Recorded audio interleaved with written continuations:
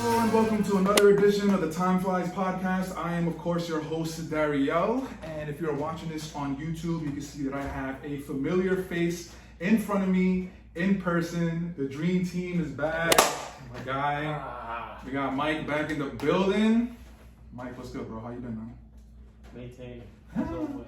Yo, it's been a minute, bro. It's been too long. It's been a minute, bro. I mean, the Time Flies followers know that your man bounces coast to coast like nothing else. It's been a little while. I mean, facts, bro. There's a lot of stuff going on behind the scenes. But obviously, I'm back home. I'm back home in New York. We're recording this in New York from an undisclosed location. But you hit me up about like a week and a half ago. Yeah. And you were just like, yo, we got to get together. I see you back home. Yep. And you were like, we got a lot of hip hop stuff to talk about. It had to happen. And being one of the first original Time Flies members, Yeah. you know, I got to oblige my boy. That's it. So I was just like, yo, of course we got to get together. We got to talk everything that's been going on in hip hop. Because, you know, of course, I always refer to you as the music encyclopedia. This goes back. Yeah. We're nearing 20 years of hip hop conversations now. Yeah, Even facts. off the record, 2007, like, Yes. it's been a minute, bro. I was so crazy. I was thinking about that earlier today. I was thinking about just like the conversation that we had before obviously this even popped off.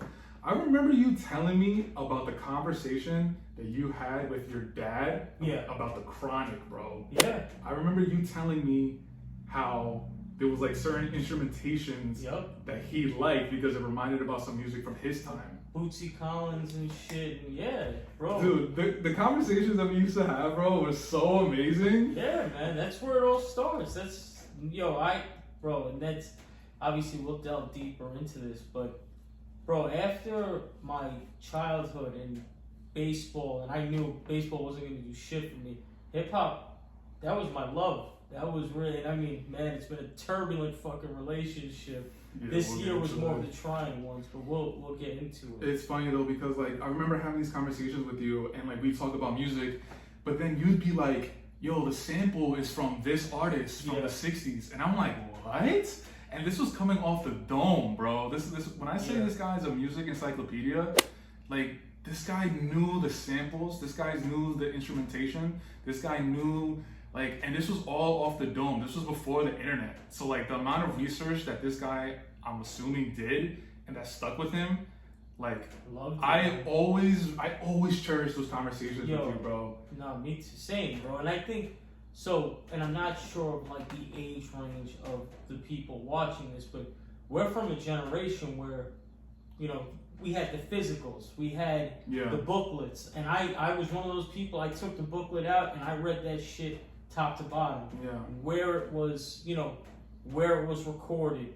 Who produced it, where the samples are from. And that's how, truth be told, that's how a lot of my love for music generally, whether it was soul or old, you know, even like disco shit came to be, because I'm reading through these samples and I'm like, I gotta hear this song. This shit sounds good. And then it opened up. Hip hop is my grassroots of how everything else happened in terms of music and my knowledge of music. Just reading the booklets. Yeah. We're the last generation of that. Yeah, too bad the kids nowadays, they don't have that. They literally, the only thing that they have is that sometimes when the artist posts the album on Apple Music, they have like the lyrics, right? But like, that's it. Bro, but nothing was iller than, and I actually saw my old Nas It Was Written CD, and it just prompted me to look at it. And you look at the books, it's not only like the information you're getting, but it's the pictures in there. Like, you know, that's the shit that ended up on Tumblr years later. You're like, where's this picture from? Oh, it's from the inside of fucking Gangstar's 1998 album. I didn't know that this picture even existed, so... Yeah, I love this shit for better or worse. So hip hop, always and forever, we love you, and we're definitely gonna talk about hip hop 2025, especially the summer. But I want to ask, how are the girls? How's you? How are you doing, my guy? Because I always want to check in on you, even though we had like a 3-hour conversation before recording this. But yeah, man. No, but you know, and like we touched on earlier, it's like things. Thank God, things are good. I'm just one of these people. I live in a perpetual cycle, as I was saying, of the more I get, the more I want. So it's almost like I get to a certain bar and I want to go up another level. Okay, how do I get here? So I have to say that, you know, definitely blessed. You know, the girls are good too. They just started the school year, so it's yeah, man. Slowly but surely, it's coming together. Knock on wood. Girl, how's a girl dad? How's that, bro? Girl.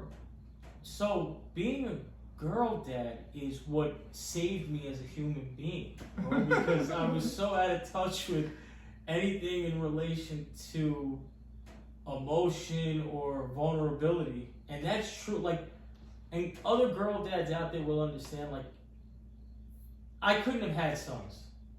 They would have just been recreations of me, and probably not the best versions of me.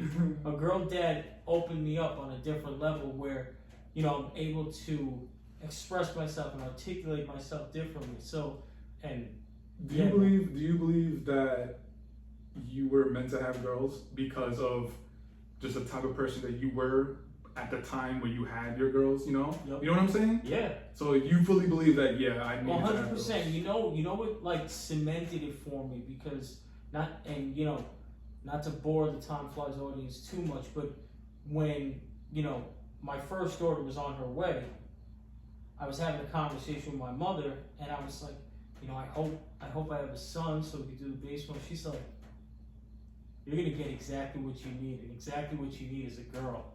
And she was right. You know how my mother is. She's shout out different. Mrs. Pruno, Yeah. Shout out to you. Hope you're doing well. You and Mr. Pruno as well. Hope you guys are doing well. Yeah, I miss your mom and dad, man. I remember going to your basement and again having those conversations. I would always like, we'd exchange pleasantries in the kitchen, just seeing how everybody was. And they still ask about you. Yeah, man. Tell them I said hi. Tell them I said, you know, I missed them. Tell them I said I wish them nothing but good health. Jade as well. Shout out Jade. Just moved to VA. Oh wow, really? Congratulations. She was in this building too, but she just moved to VA. So. Okay. So the Pruno family is in good. They're in good in a good place. In motion. Nice, man. Yeah. That's good. I'm glad to hear. All right, but the reason why we're here is because we gotta talk this hip hop shit. You heard? Let's do it. This is what bread and butter. This is the bread and butter. Bread and butter. Hey. This is what makes us get up in the middle of the day just excited about the music that dropped. Bro. What bullshit is going on in the world. Who's rapping, who's killing it, who's nice with it. You heard? That's the illest thing about this, bro, is that no matter how much changes, like we're talking about all this shit going on in our lives, whenever I just hear some good quality rap shit, I still get chills, bro. Keyword, good. Good. Because where we are right now as far as like music being put out, dude, it was really, really dire. There's two main factors. Talk to me. The volume of music. Absolutely. Which is in direct correlation with the accessibility to produce music. So because recording music has gotten so much easier, you get a higher volume of music. Absolutely. And you're posting it wherever, so there's a lot more shit coming out. And listen, I'm one of the people who I believe there's value in gatekeeping. I think that shit should be sanctioned before it hits the world, and there's none of that anymore. No. And I think that obviously there's limitations to everything. I don't think, you know, gatekeeping should be a dictatorship, but at the same time, everything that gets recorded has a chance to hit, because all it takes is someone recording on GarageBand, hit TikTok, and then we got a song. The middleman is cut out. You don't need the studio. You don't need someone who works in the music business to help you get it put on. Like you said, we have TikTok, we have SoundCloud, we have GarageBand, we have the internet in general, and if it pops off, it's gonna pop off. Yeah. So I 100% agree with you that we actually do need gatekeeping. And honestly, like where we are right now as far as music, it's the amount of music that's being put out is ridiculous. It's the most amount of music that's been being put out, I think, ever, honestly, in the history of music. Oh, it's gotta be, bro. Yeah, which is actually, it's hurting me because I'm getting caught up in the cycle of this album comes out, cool, I'm listening to it. I want to live with this album, but then the next week we have 2 or 3 artists dropping and I need to listen to that, so I can't live with that album that came out previously. When we were coming up in high school, like the College Dropout, dude, I lived with the College Dropout for years. Fuck yeah. For years, I remember walking to school brisk Monday mornings, Yep. just listening to it. This is when CD players were still around. Walkmans and shit. Yeah, Walkmans. Like that's how you lived with albums. Big time. Walking home from school, walking to school, just going to hang out with your friends. Like it's not the same anymore. Nah. And that's definitely a conversation, a different type of conversation, as far as like how people live with music nowadays. Yeah, But, absolutely. And that is an interesting because and listen, we are the elder statesmen of this now. We're in our mid-30s at this point, so Facts. we're not necessarily. And even though I had kids, they're still like a little young for that. So we're not on the ground floor of like how music is truly being consumed and digested. You know, with like you said, with us it was we're in the Walkman. I'm listening, you know, in my room, and I'm sure there's still people like that. But yeah, man, there was something that felt like it was more personal. Absolutely. Maybe that's just old head shit at this point, but it felt like there was something more personal, like you said. I'm just throwing on my Walkman and sitting in the study hall and listening to. I really don't think I don't think it's us being old, bro. I just don't think the kids nowadays. I don't think they have an opportunity to live with music. Yeah. Because it's just music. Different artists coming out. And they're not. The thing is that music is not being produced, and there's a lot of singles-driven music. They're not even getting a lot of full albums. So that's the other thing too, and it's all different. And I'm sure that if you talk to the 17-year-old kids now, they have their own way of digesting it and doing it. Where I remember, like you mentioned, College Dropout. Even when we're talking about like the Lupe Fiasco, the Cool album, and this is why we put on these albums. You put on Kanye West Graduation. You put on these albums, and wow, I could see the hallway, or I could see what I was doing because we lived with it, bro. You can remember where you were when you heard it. In your fucking white Cadillac, bro. I remember, bro. That's crazy. Jay's American Gangster album. Like I remember, like these are albums, and then it just continued kind of, obviously we lived through the mixtape era, we lived through the blog era where you were still getting shit, you were still, and the blog era was kind of the beginning of where things started to transition, but you were still getting quality music. You were going to, whether it was a Dat Piff, whatever the fuck, there was so many, and now even those have diminished. Even the two dope boys of the world, you go to the page now and it's like, reloading, be back soon. It said that for like 2 years, bro. So I don't even know, honestly, how people are getting there. Finding out that something dropped. Obviously, if you're close enough to it, like you have social media, but yeah, man, I can talk about that type of shit all day. Facts. It's definitely changed. I just want to remind the listeners and the viewers, if you're listening to this on any of the audio podcast streaming platforms, please remember to rate, review, and subscribe. If you're watching this on YouTube and you're seeing our beautiful mugs right now on screen, hit that thumbs up, subscribe to the channel. That'll be a big help. Okay, so now that we kind of got our old man on the lawn, old man in retrospect. Yeah, now that we got that kind of speech out of the way, now let's talk about some of the projects that we've been listening to since the beginning of summer, or pretty much since 2025. Yeah. I want to start with an album that I really don't think you don't know where I'm going. Also, a little context. Mike and I, we didn't really dive deep into what we're going to be talking about. We have an idea, but everything that we're going to be spewing right now is we're both learning in real time. I want to talk about Chance the Rapper's Starline. I have heard it, and it's fucking fire. So, dude, let me keep it a bug with you. It's not that I was never a Chance the Rapper fan, but I never really gravitated towards him. I know he blew up with acid rap. I know Coloring Book was like that album won him a Grammy. I know that album put him on the map, and he did a partnership with Apple at the time. Yeah. But for some reason, I just never gave Chance the time of day. Like, I know he could rap. I know he's from Chicago. I know he has affiliations with Ye, right? Yeah. Like, he's from this. He's from the culture. Yeah. So he's not faking it. He's not a bad rapper. No. But there was just something about him that I couldn't connect with.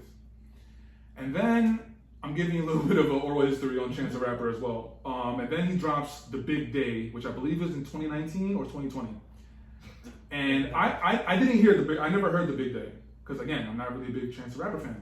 But the noise that I heard about it was that it was like, yo, what are you doing?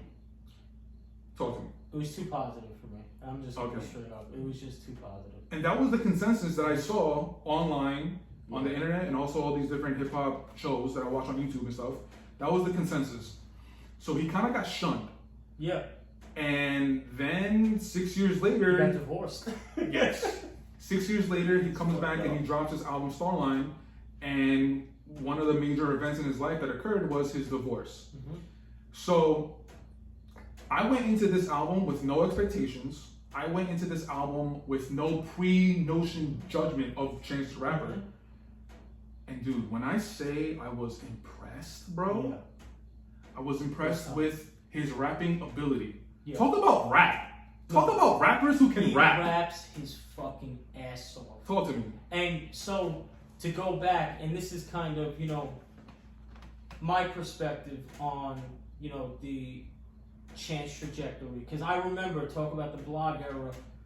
Acid Rap was still a blog era project, and he was like cutting, you know, he was one of the first to kind of cut out the middleman in terms of the physical, and that was all a lot of streaming shit early.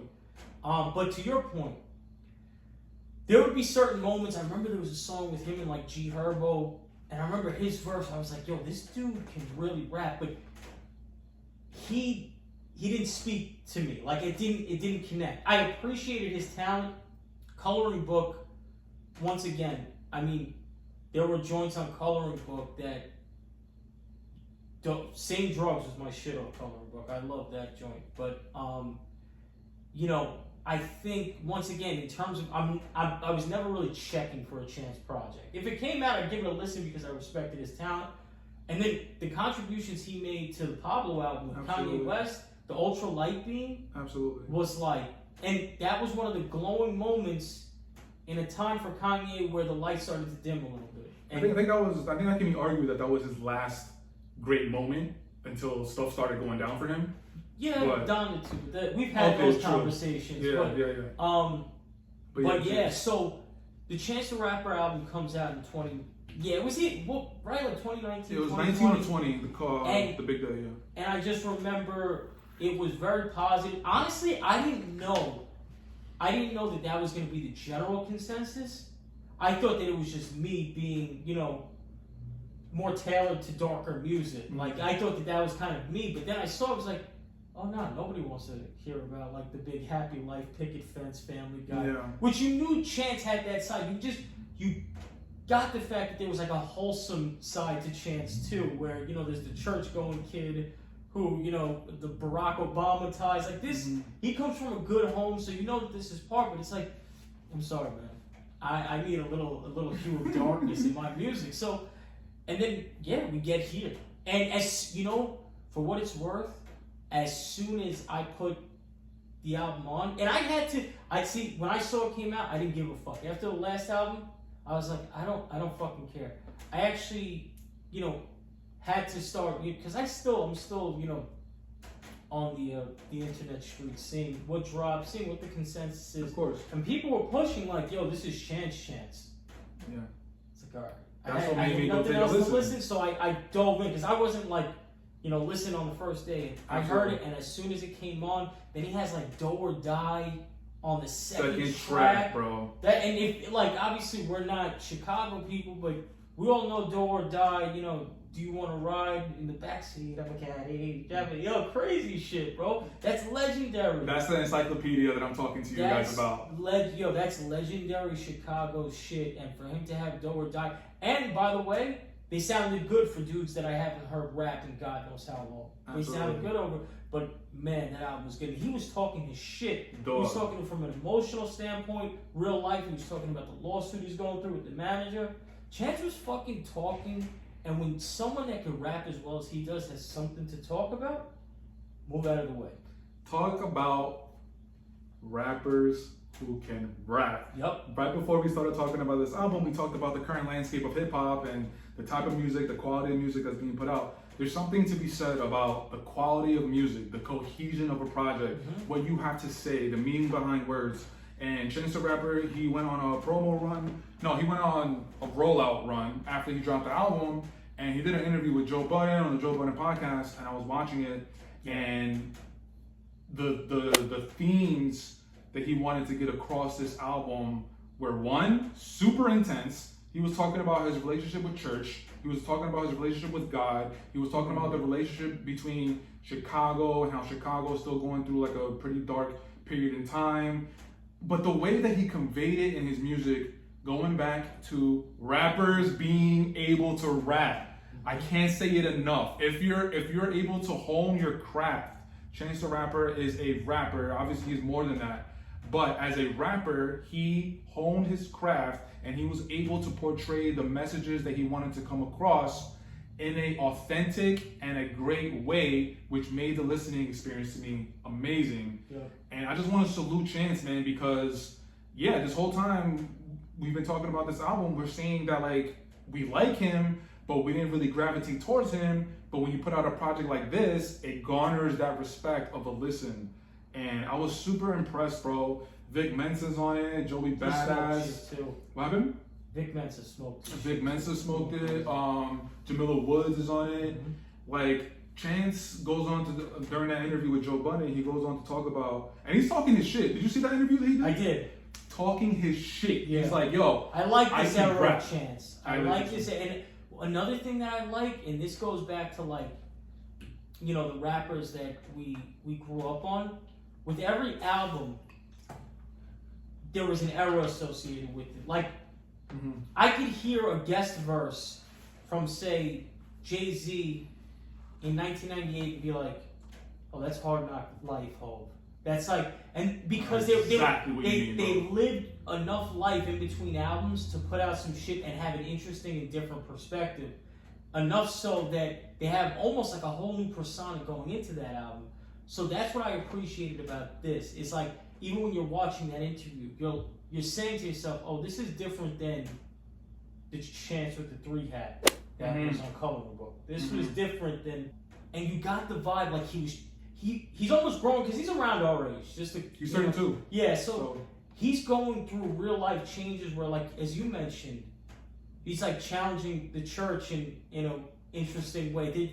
He's going through a lot. And it's not all fucking peachy, but you can see it, you can hear it, and it all came through so beautifully. Yo, when he was talking about his relationship with the church, he was going into specific stories. Yep. Like the details that he was going, I was like, nah, he's talking about something different right now, bro. But see, that's what we need. Dog. That's what we need out of dudes who can rap that well and write that well. Yeah. Give us that perspective. Don't just give us the cookie cutter shit. And that's what I mean. An artist like him being vulnerable, it's an unstoppable force, bro. He is one of the ones. And, you know, like I said, I always saw the elements of it. There were people, you know, going back to like the Joe Budden pod, there were people who were saying Chance was the next one up. Yeah. It just so happens that there is no more next ones up and shit just fucking flies into, you know, there's no more big threes and nothing like that. The shit just happens. But, yeah. Nah, man, it was. Speaking of, because you mentioned like back in the day how every artist had like a particular era. I know we're talking about Chance right now, but the era that popped up in my mind was Ye, graduation era, when he's trying to make stadium music. So here, this is. Yo, I love you, bro. Even though you're going crazy, dog. It doesn't matter. The artist himself, just the artist. But it doesn't matter how much time you and I go without having a conversation or a sit down. The first thing that came up in my mind was that 2007 Kanye West era too, because it was, but I said, to prompt discussion, I said, no, I'm going to go with the second, which was Hov, because Hov, there was so many differences between Reasonable Doubt in My Lifetime and Hard Knock Life. I said, I'm going to use this as an example, hoping that it would prompt you to go that route. At first it didn't, and now look, I knew exactly where you were going with Oh my god. But now, sticking with Chance, I still want to talk about Chance a little bit more because you mentioned something very interesting. You talked about how like there was a point in time where we thought Chance was the next one up, like after Drake. Because Drake has been on a run since basically we were all born, so whatever. And we were kind of looking for who's going to be the person after Drake to carry the torch. And for a moment there, it was Chance.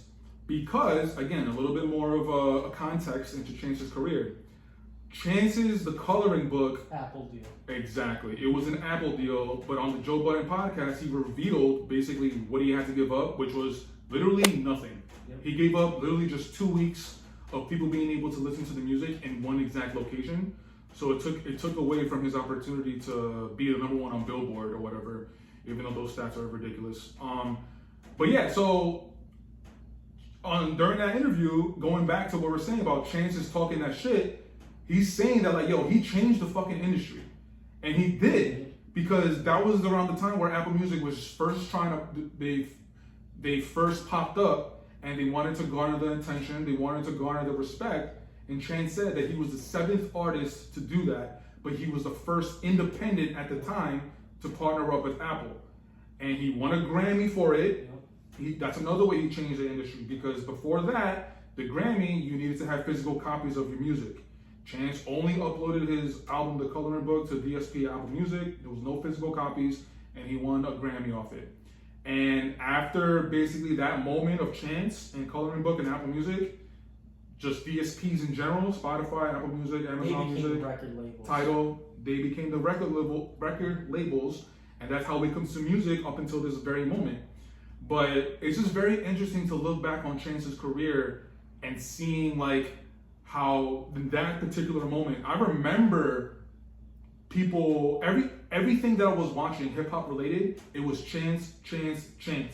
And now seeing how where he is right now, it's not a comeback album, because that's something else he mentioned in the interview. He doesn't want it to be a comeback album, but it's like a reestablishing of his. Remember, I can do this.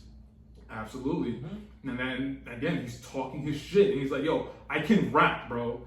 And oh man, it was just so refreshing, bro. It was so refreshing to hear somebody rap in different schemes, different pockets, about talking about stuff that isn't generally talked about.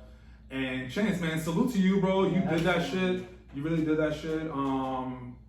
I've been listening to it a lot in preparation for this episode. One thing that I really appreciate about, say, like the blog era, where you got guys, and we've spoke about this on the pod before, but you got guys who weren't street guys, maybe have been surrounded by the elements, but they were college kids, but they were interesting enough where they made quality enough music where it really resonated. That's, your J. Cole's, your Wale's. This is what that generation, and that's what I loved about that generation, is that it wasn't so street heavy, but it was still interesting and it was still hip hop shit.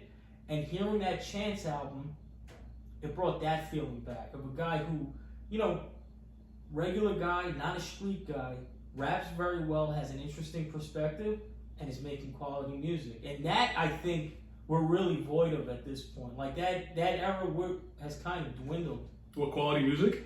Well, quality music, but also like I feel like to an extent we've almost gone back to overly street shit, like timing, which I do appreciate. I mean, that's our generation too, but I like the contrast of having a Chance the Rapper back in the mix with that. What did you call the 90s music? Elegant street music? Yeah. That's what you called it? Yeah, elegant street. Like a lot of that music from the early 2000s that was heavy street, but it was like, it's an unbearable era to really look back on for me. Where the 90s, they were still cool. Yeah, and 50 Cent, I know 50 Cent was of the upper echelon of it, but it inspired just a bunch of minions where it wasn't interesting, it was just overly wrap your mother up. Wrap your mother up, I'm dead. Yeah, so. And bringing it back again to Ye's graduation. Amazing. Facts. Yep. Yeah, again, Chance, salute, bro.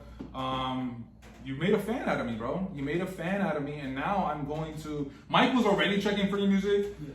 I'm keeping it a buck. I didn't really go and check for your music, but with this introduction to Chance the Rapper, which basically was for me, and the quality of music that you put out, you gained a fan, and now I'm gonna be checking for your music, whatever you do, guest features, albums, soundtracks, whatever. I'm gonna be checking for it. Big time. So now that we got that album out of the way, I'm gonna throw you the alley-oop. Where do you want to go from here? Talk to me. Anywhere. Any album, any artist, anywhere you want to go, my boy. I'm going to try to go in chronological order, but the album that's popping up in my head. Yeah. So be it.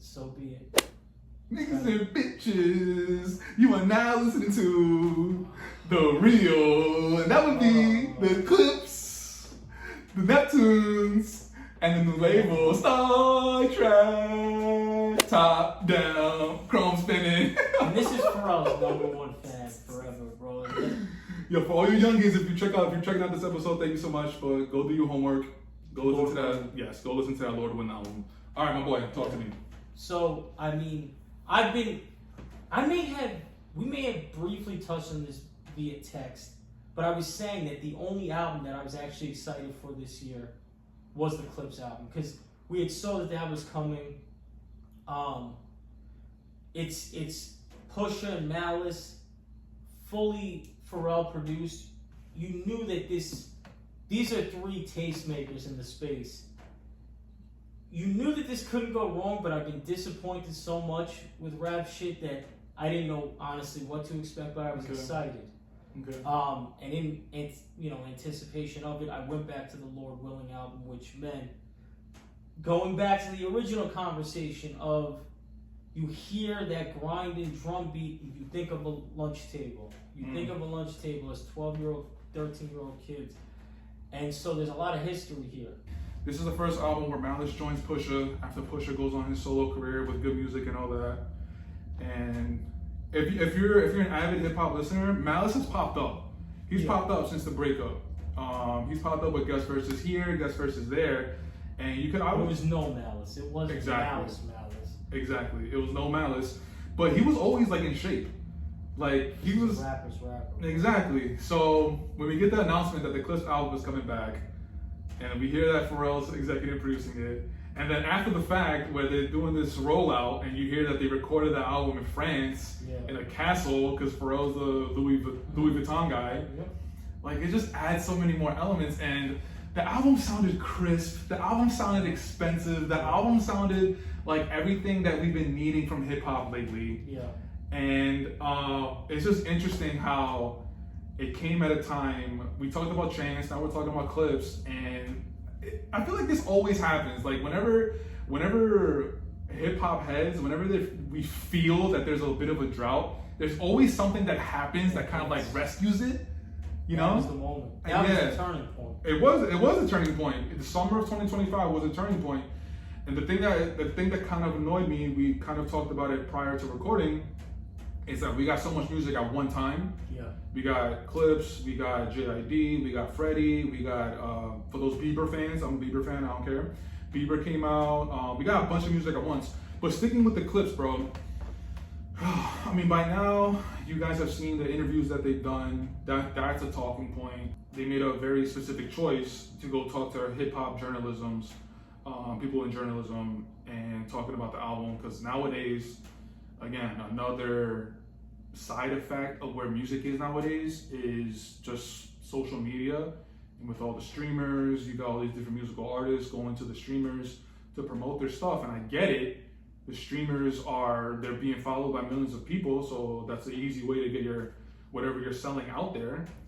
But again, there's something about sticking to the cloth of originality, the cloth of the culture, hip hop. So Clips goes on this run of talking to Joe Budden, Power 105, they talk to Elliot Wilson, they talk to B-Dot, they talk to all these different hip hop outlets.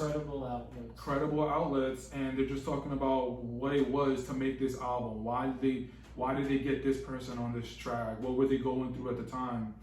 And going back to what you were talking about, the opening track, Birds Don't Sing with John Legend, very interesting choice to open up the album like that. And I loved it because I didn't really know a lot about their personal life, you know? And then they go talk about the passing of their parents.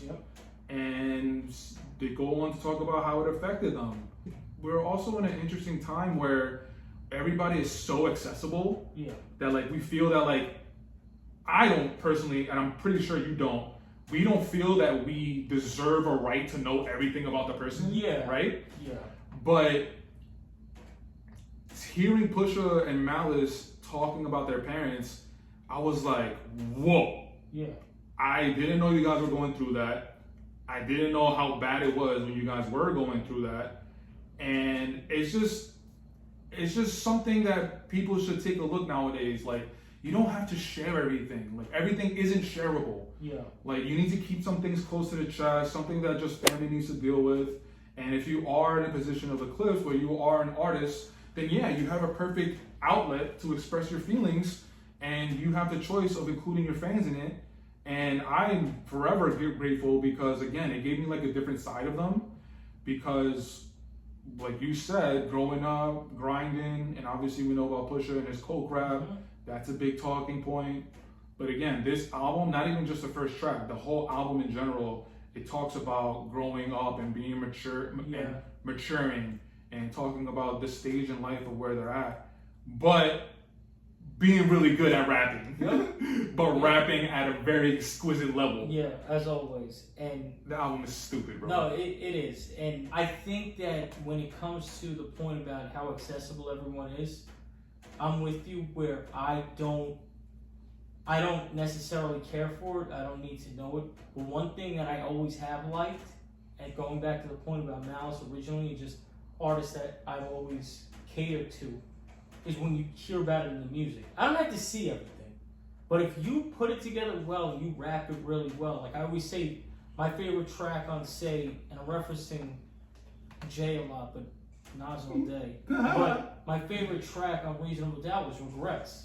Because it gives another side. It's introspection has always done something different for me. So, and I think that this Clips album was filled with outside of the most vulnerable and blatant example being The Birds Don't Sing, but throughout the album, you're getting a mature version of the Clips. The Birds Don't Sing. Yeah, man, you're getting alternative hip hop Clips. Like you get your drug shit, but it's not just that. Like we need to have the conversation of Pusha is not just a drug rapper. He raps anything he wants to very well, and he'll make it interesting. They said they're working on more music too.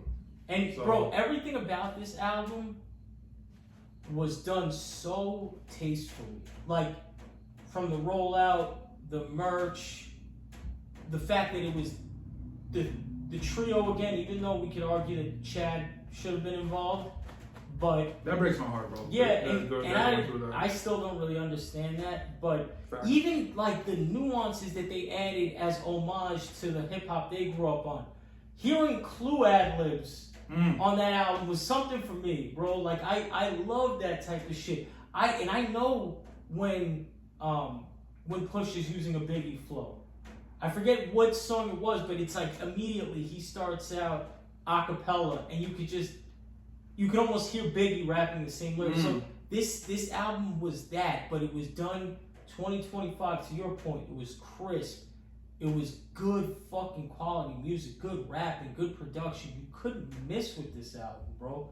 This was like, man. Putting Ab Liva on one of the As tracks. always, bro. Oh my God. Yo, at any time, and that's probably the Inglourious Bastards.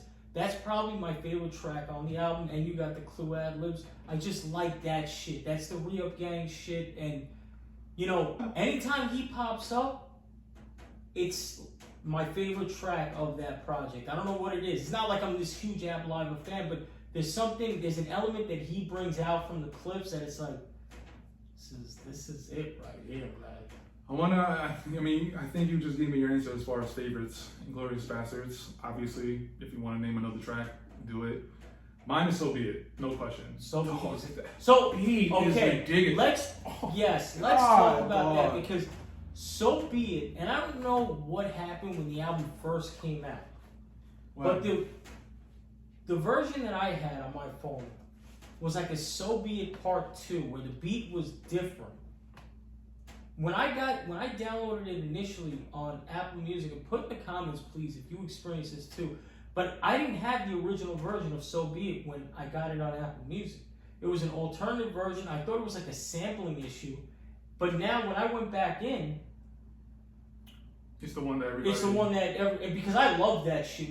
Because when I heard the first single, which was, remind me of the name if you haven't known. The very first single of the album, Ace Trumpets. Ace Trumpets. Yeah. I was like, this shit is hard. It's crazy. But when I heard So Be It, I was like, oh my fuck. Because that's like the era of the early 2000s.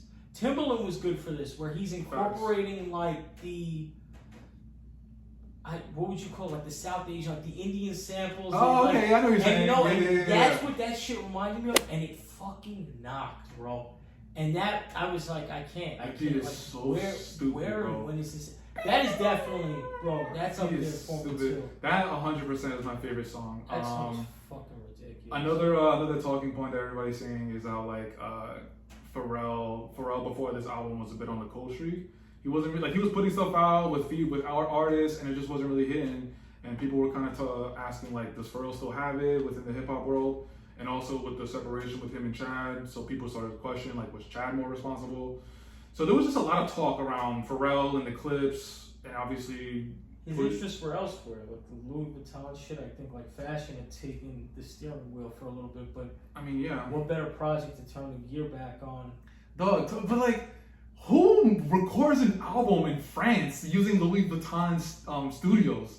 Like, that just sounds elegant. That sounds super like royal.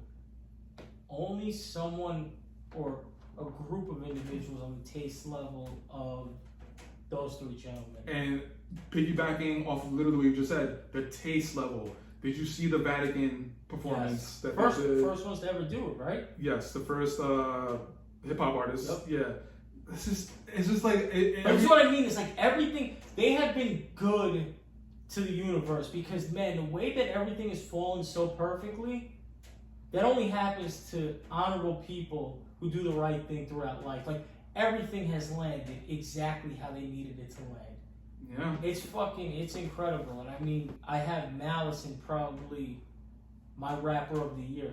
And he's 52 years old. And I mean, obviously... You think Malice just to stand out on the album? Yeah. Like, do you think it's a question? Like we need to talk about, give Push to, like, you know, he still came with it. Oh, well, Push is never gonna slack. I've never heard a bad verse from Push. Yeah. Like, I've never, like, think about it, I've never heard a bad verse from Push.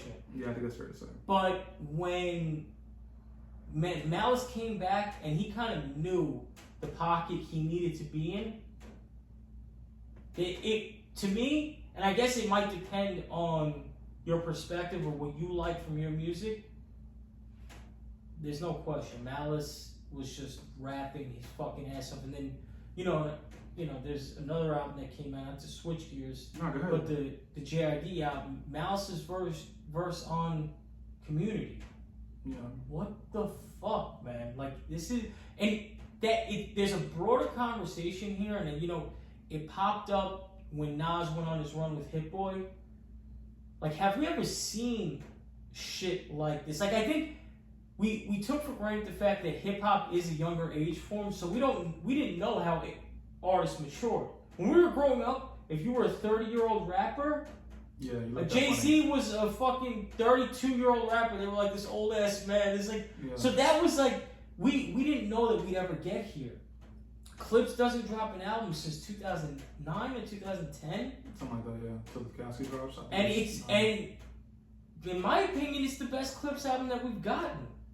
Ever. This is the best Clips album that we've gotten. Everything was perfect about it, man. You think it's better than Hell Hath No Fury? Or Lord Warning? And I know that Hell Hath No Fury. That's regarded as a specific. Well, I remember the talk, and I love that album too. All the Clips albums I liked.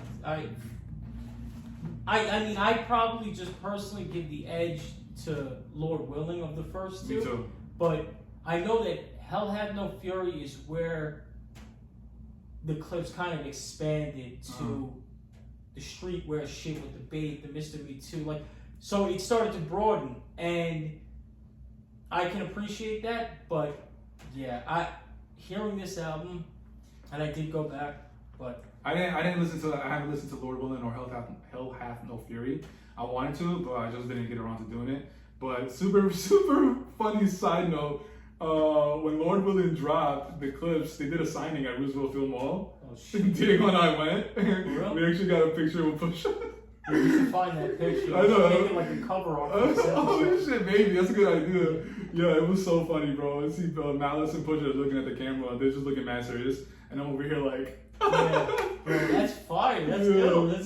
That's a moment. The picture is there somewhere in the basement. I gotta look for it. Nowadays, Malice is 52 and he's rapping, and then we were talking about Jay-Z back in the day being a 30-year-old, and we're looking at him kind of crazy. But like, what's irritating to me about that kind of conversation is hip hop is the only genre of music where we have that conversation. Exactly. Why? Rock and roll, country, another pop. We have all these artists that are like above 40, and that's never the conversation. But in hip hop, there always has to be this, you know, you gotta age with your music, you gotta talk about where you're at in life, and if you're not, they ain't gonna be left behind. I feel like hip hop has so much stupid stuff that it has to deal with, bro. Because it's the youngest. Even if the youngest genre of music. The youngest genre of music. Like, even if you were to say, okay, hip hop was made in 1973 when, you know, you have the party in the Bronx. That's fair. But you don't really get rapping on a major label or a level of, until like the Sugar Hill Gang, so the early 80s. So we're talking about something that is just into its 40s on a major level. And you're going through growing pains because you're speaking to, like, hip hop was the voice for a different demographic also. So ageism plays a part, and you have to give the chance for the, you know, the art form to grow, to get to the point where, okay, now I see what hip hop looks like at this point. You know, I'm sure if you were to talk to like my father about the Rolling Stones, they weren't trying to listen to the Beatles at that point in their life. It was all about the Rolling Stones now. The Beatles were old news as they saw it. But as time goes on, you see all these acts are touring. They're all still going at it, and that's where we are in hip hop. Yeah, but I totally agree with you. But what I'm saying is, like, when rock and roll first started, there were no conversations within the first 20 years of rock and roll about like whatever the popping band at the time was like, you're too old to be playing rock and roll music. That's what I'm saying. It's like that's never happened. I don't think that ever happened. I don't know. That may have happened because, once again, if you speak to, you know, people in even our parents' generation who grew up, from what I've gathered, rock and roll was treated a whole lot like hip hop from the generation before in terms of, you know, garbage, devil's music. It was, you know, it was a fad. So it's the same conversation. Interesting. You know, we just weren't there for that, but I think that was a thing, and you know, interesting. I think that was definitely a topic of conversation. Whenever I feel like, you know, a type of music breaks new ground on social levels, where, you know, things that may have been taboo are being spoken about in music, it challenges the older generation and it intimidates them, where, you know, they start having those conversations where they become critical of the music. But yeah, I think that, you know, and I may be a little ignorant to speak to, because as I said, it wasn't necessarily our generation, but from what I understand, there was a lot of similar criticisms to rock and roll at its inception. Okay. To when, you know, hip hop came. That's in terms of the age piece, I don't know that was necessarily a thing. Like, I think you know, you may be right there, but yeah, that's you know, that's another topic. I just always find it interesting how hip hop is always going against these stupid ass narratives that like other genres of music they don't have to go up against.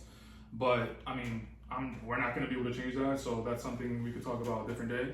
But I mean, yeah, as far as clips, man, like, but it's kind of like, where do they go from here? And I think from here is just, they're just going to keep dropping quality music. I do wish Pharrell is like a little bit more within the just hip hop world. I know he's doing his Louis Vuitton thing, but like, this is what we get with a focused Pharrell. But you have to, yeah, and I think to that point, you have to get the clips. The clips have to come outside to get this. So Pharrell's only going to be focused if the quality of the artist is top tier. But, and even, I think, like, yes, the quality, but the history between the clips and Pharrell. Like, he knew that reputation was on the line. Like, I get what you're saying, yeah. Because, I mean, if I was Pharrell and I'm looking at the landscape of rap music now, I'm not enthused to jump out with anyone specific. I mean, you have your artists that you know, that show some promise. Even Doji. like there's people like that where you still see this is, you know, a quality rap artist cares about the art form and is from this generation of within that age group too.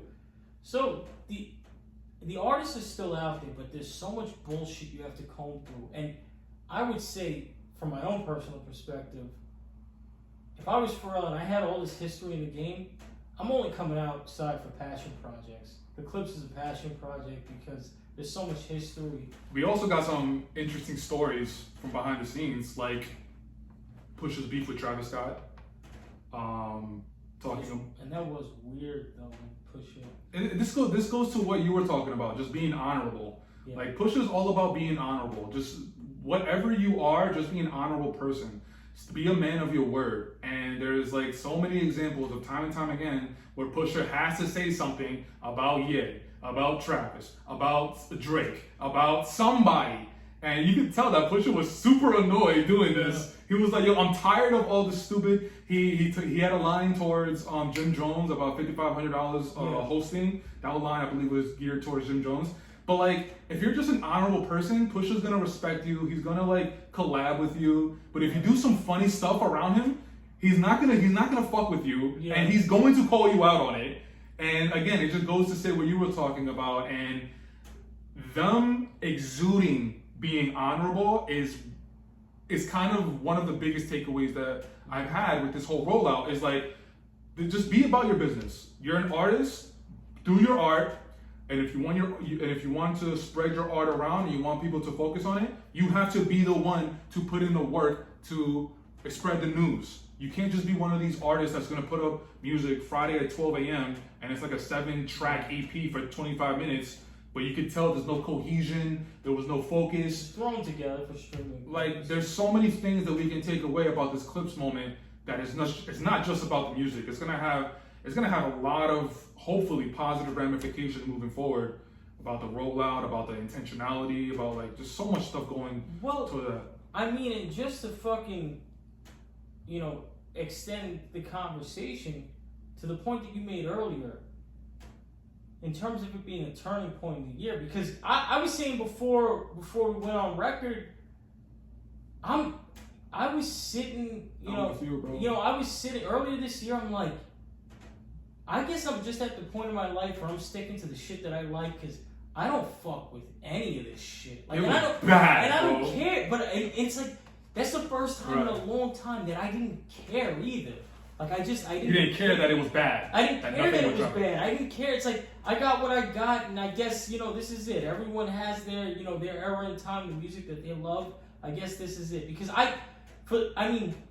listen, we got distracted by the fact that Kendrick and Drake beefed last year, and it put energy into the art form again. Facts. But when you really look at it, we have been seriously lacking in direction and quality for a long time. Even going back to the conversation of, you can't point to a big three, and I know that you recently had an episode where that was a conversation. Go check out the link. I'll leave it in the description below. Yeah, and I know that was a conversation, but could you definitively outline? Like, no. you could hypothesize, okay, maybe it's Travis, maybe it's Future, or whoever the fuck. But nothing's clear cut because there's no direction in this culture anymore. Because of the fact that there's no gatekeeping, it's like the fucking levee is broken and everyone's coming in. And so, you pick out what you want. But people like me, 35 years old with 2 kids, I don't have the energy to go through it. That's why I wait for, like, in a chance situation, something comes on my radar, and I'm like, these are credible people saying that this is a good album. Let me go check it out then. I'm in the same boat as you. I don't have any kids, but I'm the same age as you. But I'm at a point where I'm just gonna go check for the music for the people that I know that I've been listening to. Yeah. Like a Drake, a Cole, a Kendrick, a Wale. Anything Alchemist produced too. Yeah, 100%. And that's definitely one of the albums we're gonna be talking about. Mm-hmm. But yeah, I'm at a point where I'm just checking for music that towards the artists I've already have a relationship with. I'm not listening to these brand new people because I don't have a connection with them, and I don't know honestly, I don't even know what the hip hop landscape sounds like nowadays. And nobody does. That's what I've gathered. Nobody does, and that's another issue with in terms of, because even when you look at this, through rose-colored lenses, and you say, damn, this summer has been quite a turnaround in terms of hip hop, and it's exciting for us because, to your point, it's the Clips. We love the Clips. It's Freddie Gibbs. I've loved Freddie Gibbs since the fucking Bandana album with Madlib. Like, that shit was stupid, bro. JID, he's Dreamville associate, Cole. So these are people that they're cut from a certain cloth. But in terms of when you take the rose-colored glasses off, and it's like, but who that's coming into their own in this generation do I give a fuck about, or their music? I can't think of it. And when I even when I talk to people who are a little younger than us, and whether it's maybe younger cousins, it doesn't even seem like hip hop's really even at the forefront of younger people. It doesn't. There's just nothing there, and that's what worries me. It's like we're always going to be able to get a good hip hop album from a good hip hop source, a good artist, names we trust. Mm-hmm. But who's coming? Who's actually? I mean, maybe you can tell me. Hell no, I can't tell you. Who's coming up? Because even when you look at guys like Griselda, they've been in this for over 10 years, and they're older than your Drake, Cole, and all. They just had a bad break because they were from Buffalo. When you look at people who were born, let's say, 97 and after. I know what you're talking about. What the fuck are we getting? Where are we going? You wanna know about who's the artist coming up in this generation that's gonna be able to speak to this generation. Exactly. Like Benny the Butcher, Griselda, they're all fucking 50 years old. They're not part of this. They're not growing up with this generation. This is I get what you're saying. And it's like I don't know who that is. You did mention Jid, and I think that's one candidate because I think he's around the same age. He's like our age. Oh shit, is he really? Early 30s? He's our age, and then no. And I had hope for the Simba. Simba, I think, could rap well, and he offered an interesting perspective. I don't really know what happened there, but just to go back to your point, I think just in terms of us getting quality music, the Clips album represented that turning point, because then the next week you get Freddie, you get Al, which I didn't know was coming. I heard rumblings because there was, this is what I love about the underground hip hop scene now, is that they're so clever, especially your Alchemists. Like, they're so clever in the way that they pull these sneaky marketing tricks. So I want to say about a month before Alfredo 2 drops, some pre-save link pops up for Alfredo 2, and it gets people talking, but it disappears. Oh, okay. You got to think about the intentionality of these guys. Like, these guys are they're clever in their marketing, whether it's merch or whatever. So there you're like, oh wait, is this actually happening? Is it going to happen now? And then you get that confirmation. I want to say, what was it? Within 2 weeks of us getting the album, they actually confirmed there is an Alfredo 2 and it's dropping on this day. It was a week after. Didn't they do like a short movie? Yeah, they did. Right before it? Yeah.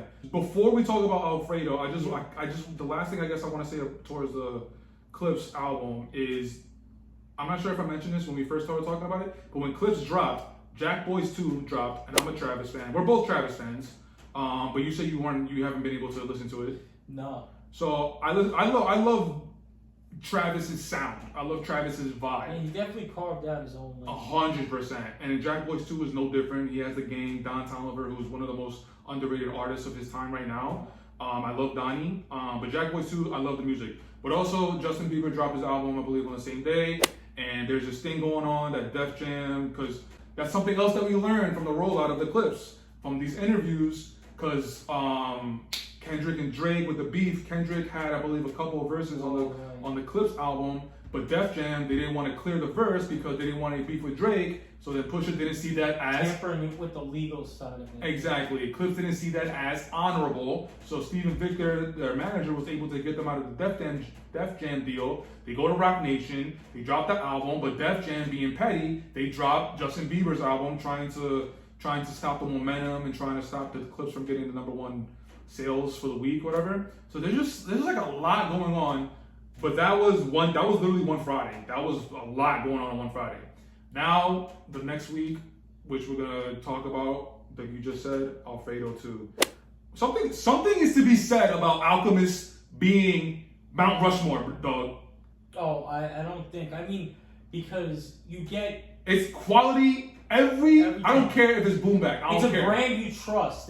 Goes back to the brand you trust. And, you know, we're fortunate enough that, you know, we can think of a couple of different iterations of Alchemist. Like, Alchemist has always been quality. He hasn't always been at the forefront, but he's always been quality. Whether it's his work with Mobb Deep, his work with the Locks, he was always where he needed to be in terms. He was always putting out some shit. But this era of, you know, artist and producer collaborations that I would argue started primarily with Currency and Alchemist, 2011. And I remember because Alchemist spoke about it's the first time he did business in the fashion that he did business, because Currency was like, no, you gotta see, this is where we're going. Bandcamp, I think you're talking about. Yeah, it was like he was a direct consumer guy, Currency. Yeah. And he was like, watch, we get the merch out, we give the project out for free. And Alchemist, he's from the traditional world of music where it's like, give it for free. What the fuck yeah. And and then from there you get... He goes on a fucking run. Bro, it hasn't stopped from there. It hasn't stopped. You get Bronson with Rare Chandeliers, which that I would probably say, and I love Bronson, I think that that's his best project. And that's going back, that's maybe his third project overall. But it hasn't stopped for Alchemist. It hasn't. The work with Earl Sweatshirt, the work with Rock Marciano, when he pops up on any Griselda project, he's everywhere, by the way. Yeah, he is. He's on Kendrick projects. He's everywhere. He's still in the forefront, but he shines in these spaces, in your Alfredos, and that really, once again, taste. That's the common theme, down to the merch. The way it's done and crafted so perfectly. I have 2 pieces of Alfredo merch right there in my closet. So I love it. Speaking of Alchemist, he has a joint with Erykah Badu, bro. Has it come out yet? No, right? No, and then Mos Def. Oh yeah, that was a big Yasin Bey. Right. In my head, because of Black on Both Sides, which I love, he's always gonna be Mos Def to me. But of course, Yasin Bey, and I heard that project's insane. But and I'm always looking forward. Talk about someone who just wrapped their ass up. Yeah, that just goes to say about like Alchemist may not always be in the forefront, but he's just always there. He's always around. And he's always around, and he always has quality of music going around. And even though it might be within one specific niche, if it's boom bap, he's definitely one of, if not the better of the producers producing that type of music. And Freddie, talking about Alfredo in general, Freddie's interesting, man, because he's interesting, bro, because like the last 5 to 6 years, whatever he's putting out, it seems to be always in the conversation of project of the year, bro. He has the bandana joint with Madlib was ridiculous. Yes. I need to go visit that again. Let me correct myself. I said bandana, but I've been a fan of Gibbs, because I know he's been out since probably like 09. Yeah, I've been a fan of Gibbs since Pinata, which was the 2014 album with Madlib and Freddie. That's where I started to see, I could fuck with this guy, but yeah. Bandana was the one that put me on the map for Gibbs. You always told me about Gibbs. I just never got around to it. Yeah. It's kind of like the Chance the Rapper situation with me. Bandana, I came across it, and every joint was ridiculous. And then that's another pairing that he has with the producer. Him and Madlib, when they get together. Madlib is a fucking beast. Yeah. So Freddie Gibbs is interesting, man, because it's just like I said, the last 5-6 years, every project that he puts out, it's quality, and it's always making its rounds, and it seems to be in the conversation for project of the year. I saw an interview. It's something else interesting. He was doing an interview with somebody from Apple Music, and he said that after he's done promoting Alfredo 2, he said that he's gonna get in the lab with another producer. I don't know if you saw something about this on the internet. So he's doing another project with a specific producer, but it's not the type of producer that you think. He said K Tronada. No, but have you heard them collab previously? Yeah. They always have fire. No, of course, but like a project, and I'm so gonna listen to it. Bro. But I'm just like, it gives me an insight as the type of artist that Freddie Gibbs is. Yeah. He's known for hip hop. We know he can do the hip hop stuff, but just taking that leap and being like, I want to do something with K Tronada.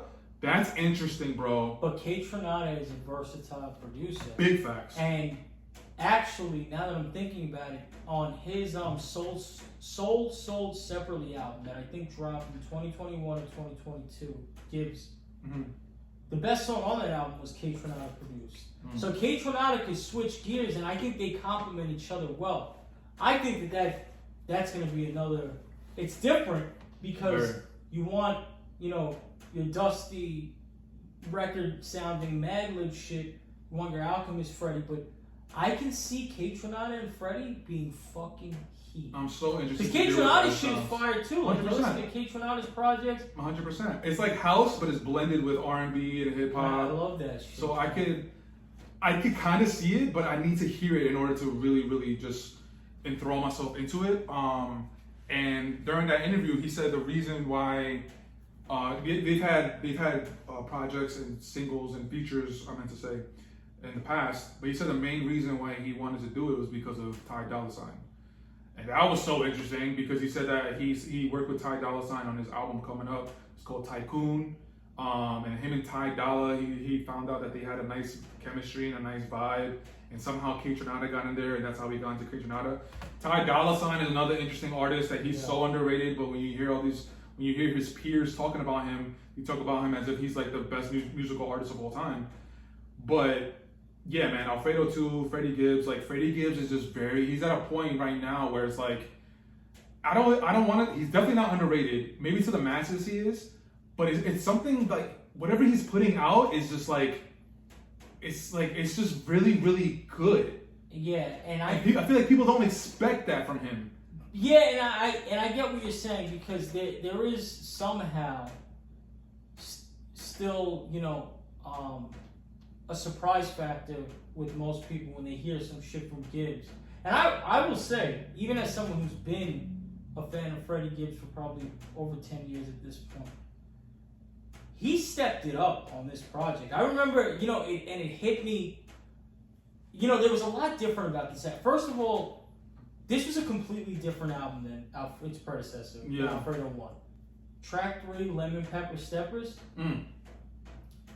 I'm hearing him go, and I'm like, no, he went something else. And then I like the fact that he's still one of those artists that he's still making it a point to like send. He's still talking shit to Jim Jones. Yeah. He's still talking to Gunna very briefly with the Benny shit, which I was tight about the Benny shit only because them two, man, they made such good music together. They made and I really wish. No, I think they pieced it up. They didn't though.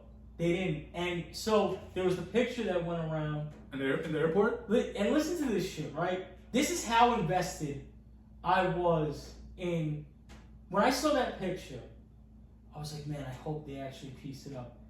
And I never do shit like this.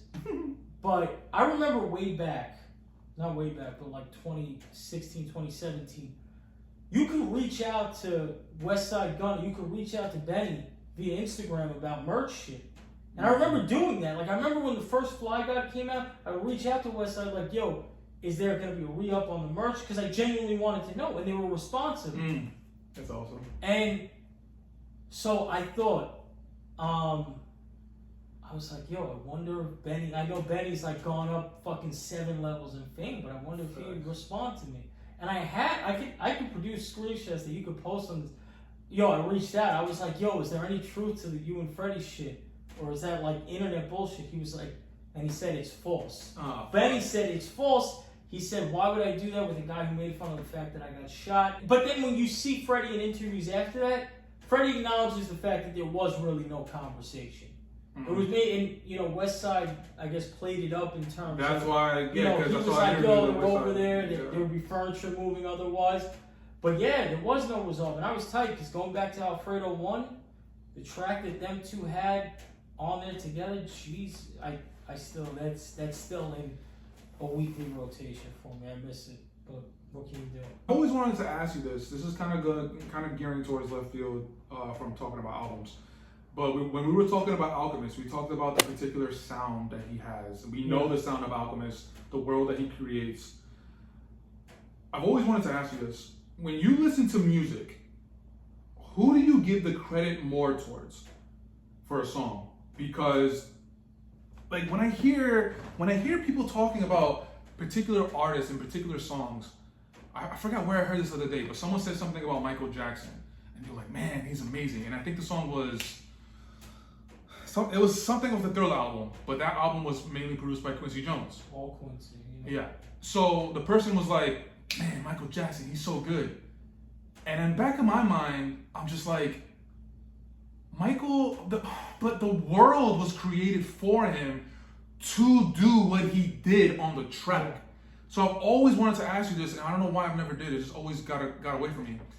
Like when you hear a song, and maybe the song goes off, what do you attribute that to? Do you attribute that to the world that the producer created, where the artist can hop in and then he or she can sing their ass off, can rap their ass off? Because whenever I start thinking about it, I always have a hard time with that. Do you feel what I'm saying? 100%. I'm always like, is it the beat? Is it the feeling that the song gives you? Or is it what the artist is saying to make you feel a certain way? Or is it what the artist is rapping to make you feel a certain way? And I've always had a tug of war with that, yo. It's the marriage of both. For me, and I know it sounds like the PC answer, it's the marriage of both, and I'll tell you exactly why. When I think of, so the first thing that popped up in my head when we're having this conversation, there was a group out of Brooklyn called Group Home. 1995, their album comes out. Premier produced the whole thing. Encyclopedia, I'm telling you, people. Premier produced the whole thing. He was down with that camp. And listen, there were joints that I liked, but I couldn't help but think, what if those beats were given to Nas at that time?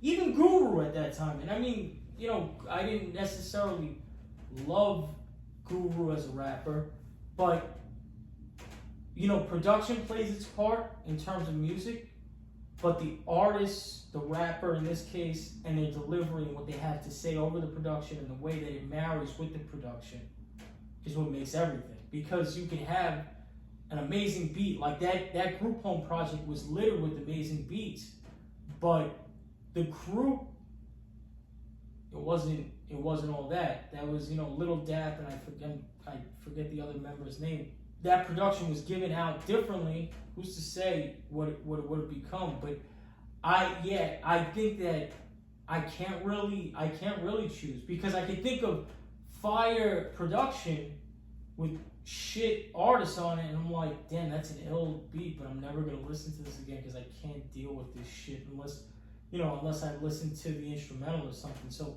I need both. Especially because, and I feel like the consensus would probably say that the producer is more responsible. I'm leaning a little bit more. The music is what moves the room. Yeah. And I respect it, but I am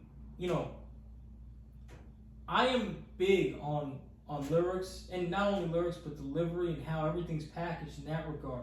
So it plays a part. And this even goes back, this isn't even only hip hop for me. Like I love like a Billy Joel, who is your, rock and roll equivalent to a fucking Nas in terms of lyrical dexterity and the way that he writes. I love that type of shit. So I need them both. But no, I feel that. I'm leaning more towards the producer side, yo. And I don't think I'm ever gonna get that answer because that's such a hard question to answer. I've always wanted that. Speaking of more projects, you don't have to say anything about this project if you don't want to, but I want to show my man Bryson Tiller some love because he's coming out with an album in I think a couple of weeks. It's a double-sided album. Solace is gonna be the R&B side, and he already came out with the second side, which is called Vices, which is the hip-hop side. And Bryson Tiller, I'm a big R&B fan, and ever since Trap Soul came out, I've been a Bryson Tiller fan. So about a month ago, he dropped Vices, and he's rapping. He's rapping, and it's not necessarily what his fans like. He has the ability to rap, and he's not a bad rapper in my opinion, but that's just not what his fans want to hear from him. But I just want to give him a shout out because I like the project. He has Rick Ross is that song is crazy. That's my favorite song. I think it's Minnie Kelly. He has a bunch of features on that album, on that side of the album, but a lot of them are like kind of artists that are like coming of age right now. Bossman D-Lo, I believe, is one of them. Lil Tyler, I think, is one of them. Rick Ross, Bun B is another one.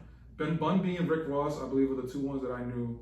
But yeah, I just want to show some love to Bryson Tiller, man. Like, I'm always going to be checking out for your projects, whether if it's hip hop or R&B. I'm super excited for Solace because it's fall time. He just did an interview and he's saying it's that fall music, you know, cuffing season. So I'm ready for that album, bro. I'm so excited to hear it. I mean, the JID album, I think, deserves a shout out. I think that and what's starting to happen with JID, he's starting to put together quite the catalog for himself. Big facts. So I think that JID God Does Like Ugly album deserves a listen. West Side Gun was on there, and I love the way that he was utilized on the intro. It's not him rapping.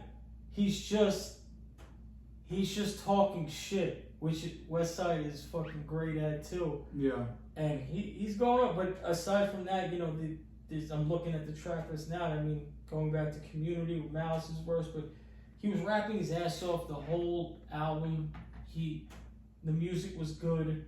Summertime Butch was the Benny project. Heavy, like, vintage mixtape vibes. It was grimy street shit, so if you're in the gym or like you just happen to find yourself in a mood for something like that, that was a quality project. The Mass Appeal run, dropping the Raekwon album. I think there's a Nas and Primo album coming, but Raekwon, Ghostface with Supreme Clientele 2. Deep, I think, is coming out October. Bob Deep is coming out next month. I didn't listen to Supreme Clientele 2, to be honest. You heard it, I know you did. Yeah, but you know, it's hard. And even when you see Ghostface in interviews, he was like, I just kind of named it to name it. He named it Supreme Clientele 2. So, I mean, Ghostface will forever be able to rap. Does it, live up to the brand name of Supreme Clientele? No. I actually like Raekwon's album a lot. Raekwon's album was good. Oh, what was it called again? Emperor's New Clothes. Okay, I heard it, but yeah, I kind of dropped the ball. Yeah. I only heard it like once or twice, to be honest. But I know this is, before we get on to the next topic, even with everything that we said about the Clips album, for some reason, the album that I find myself going back to is Freddie and Al. Alfredo 2, I just can't shake, bro. If it was the year end now, you asked me what my favorite album of the year was, I would go Alfredo 2. There's just something about it, and I get it. An excellent producer and an excellent rapper, and the marriage of the two. It's very much just hip hop shit. There's no fucking, no decorations, no fancy shit. It's just rap shit. I just love that. So prior to recording this episode, I was listening to Chance the Rapper a lot to talk about when we had that segment. But prior to that album, mine was Clips. Obviously the Clips album. So Freddie, Alfredo 2, Clips. But yeah, this summer was definitely interesting. What I want to talk to you about right now is CardiB just dropped their album. I don't want to talk about the album because I didn't listen to it. Did you listen to it? I skimmed through it. Okay, are you gonna listen to it again? Yeah. Okay. I'll give it a glance over, but I think CardiB right now is at a point where she's more of a like a social personality. Yeah, she's like a personality darling. Yeah. All right. I love her. But what I want to talk to you about and I want to ask you is, how do you feel about artists taking mad long to drop projects? In Cardi's case, it was 6 years? 8 years, I think. 8 years? No, I'm lying. I think it was like 6 or 7. I mean, it's in the ballpark. 2018 was the last, or was it 2019? I'm pretty sure it was 18, Invasion of Privacy. Yeah. It was definitely 18. It wasn't 19. So, Invasion of Privacy was 2018. She just dropped her album last week. That's like 6 years, bro. And I just want to pick your brain because I don't think we ever really talked about it. Frank Ocean is another example. He takes mad long in between projects. How do you feel about that? Do you like it? Do you understand it? No, I just want to hear them. I just want to hear them just drop a Lucy or just be around. So 6 years is definitely excessive for, you know, albums, but it always goes back to like, you know, what we kind of came from. We always, you know, growing up, we always had to wait a year, maybe 2 years for an artist to drop an album. Yeah, a year or two. Is that 6 years? But you know what the thing is, like, it's all about what we get at the end of it. If we get the Clips album at the end of it, okay, I don't want to wait another, you know, however many years for an album. But if that's what we get because you're taking time to live and gather perspective from new music, 6 and you years, give us bro. And for what it's worth, and like I said, I only skimmed through it, but I've heard positive things, like generally about the Cardi album too. I've heard positive things. So can I ask you, is it an album that's worthy of waiting 6 years for Cardi?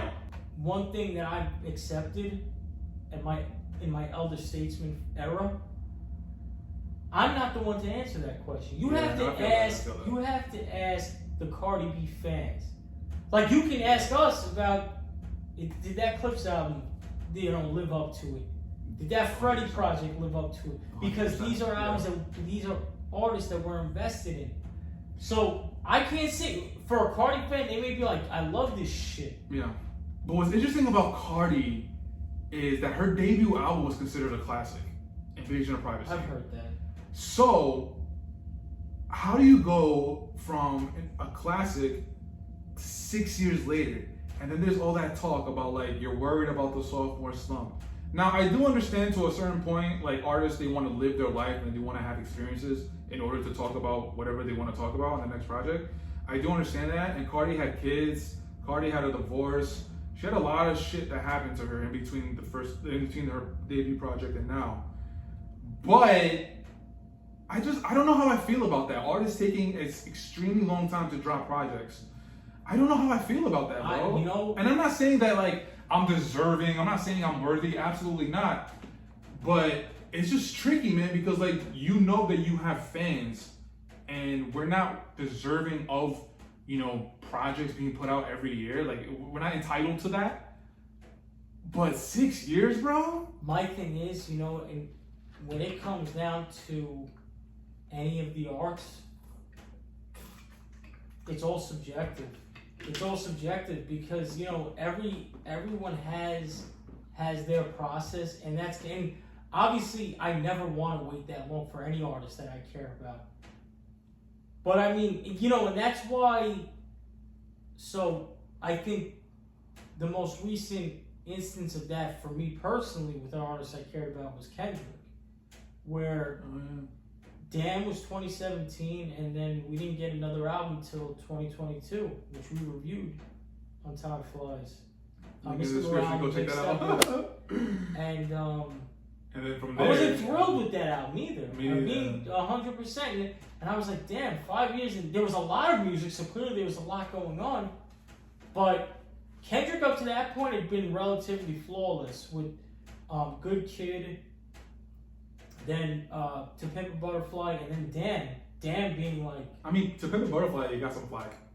Because it was so different from Good Kid, Mad City. But... Should won a Pulitzer, didn't it? Yeah. Still, Kendrick... Talk about Kendrick's run as well, too. Kendrick is on this is a different type of run, though. And what we have never seen, and that's, I mean, a whole other subject. We've never really seen quite an L like the one that we saw. I had no idea you were going to say that. It really derailed. I mean... Never. No, I agree with you that we haven't seen this type of W, but Drake is fun. No, he's fun. He's fun. If we're talking about financial, even maybe mainstream America, but he will never be Drake as we know him. But you know why? He did it to himself. No, it's not necessary. It's the spiral that Kendrick opened the door for, but Drake jumped all the way out the window with it, and he's doing a bunch of weird shit. Dog, he's gonna drop his album, and his album's gonna be #1 on Billboard. He's fine. But it's gonna be the same. From a success standpoint, he's gonna be fine. There's right. no doubt. And that's why it's not like the 50 Ja Rule thing where Ja Rule takes a sharp dip in actual sales and everything. He's gonna be fine because he's not hip hop based at this point. He's pop based. 100%. He's gonna be good. He's just like Beyonce is gonna be good. Like but in terms of, you know, the circles, and he probably doesn't give a fuck, but the circles of hip hop, and I'm not necessarily jumping on the bandwagon of Kendrick. I'm always gonna check for a Drake project. Me too. I'm always I fuck with him, but he's just doing a bunch of weird shit. The reality of it, even before that, he was doing his albums were not all that. So link in the description. We have episodes about For All the Dogs. Check those videos out. So, but to go back, yeah, we're talking about CardiB, 6 years. I mean, it's so subjective, and everyone has their process. There are still people waiting on the follow-up to the miseducation of Lauryn Hill. Yo, I'm crying at There's that. still people waiting. Dead. What is that? We're going to be 30-year anniversary in a few years. Dog, please don't. If you're one of those people, stop. I guess one of the last things I want to say about CardiB is that, like, yeah, she's like more of a personality darling nowadays. And I was watching some interviews that she had prior to coming here, to record the podcast. Dude, she was doing an interview with Gayle King. Yeah. And she was, in order to promote her album, she did this thing, I'm pretty sure you saw on social media, where she was on the streets selling incense and selling the album, like some real New York shit, which was awesome to see. But CardiB was never really looked at as a rapper's rapper. No. She was just like, she was a personality first. Yeah, that's why it all comes back to its essence. She was always a personality. Yeah, 100%. She happened to make music, and then she caught one with Bodak Yellow. Atlantic took the reins. They put together the Invasion of Privacy album, which was a major hit across the board, and she became a musician like that. But and maybe that's another reason why she took that break, because she knew that she knew that she's not a rapper's rapper. So like she knew that like maybe she just thought that like I'm not gonna, like, no one cares that I take a long break to put out music, where we've obviously learned that we actually do care, because there has been conversation about like, why haven't you put out your sophomore album?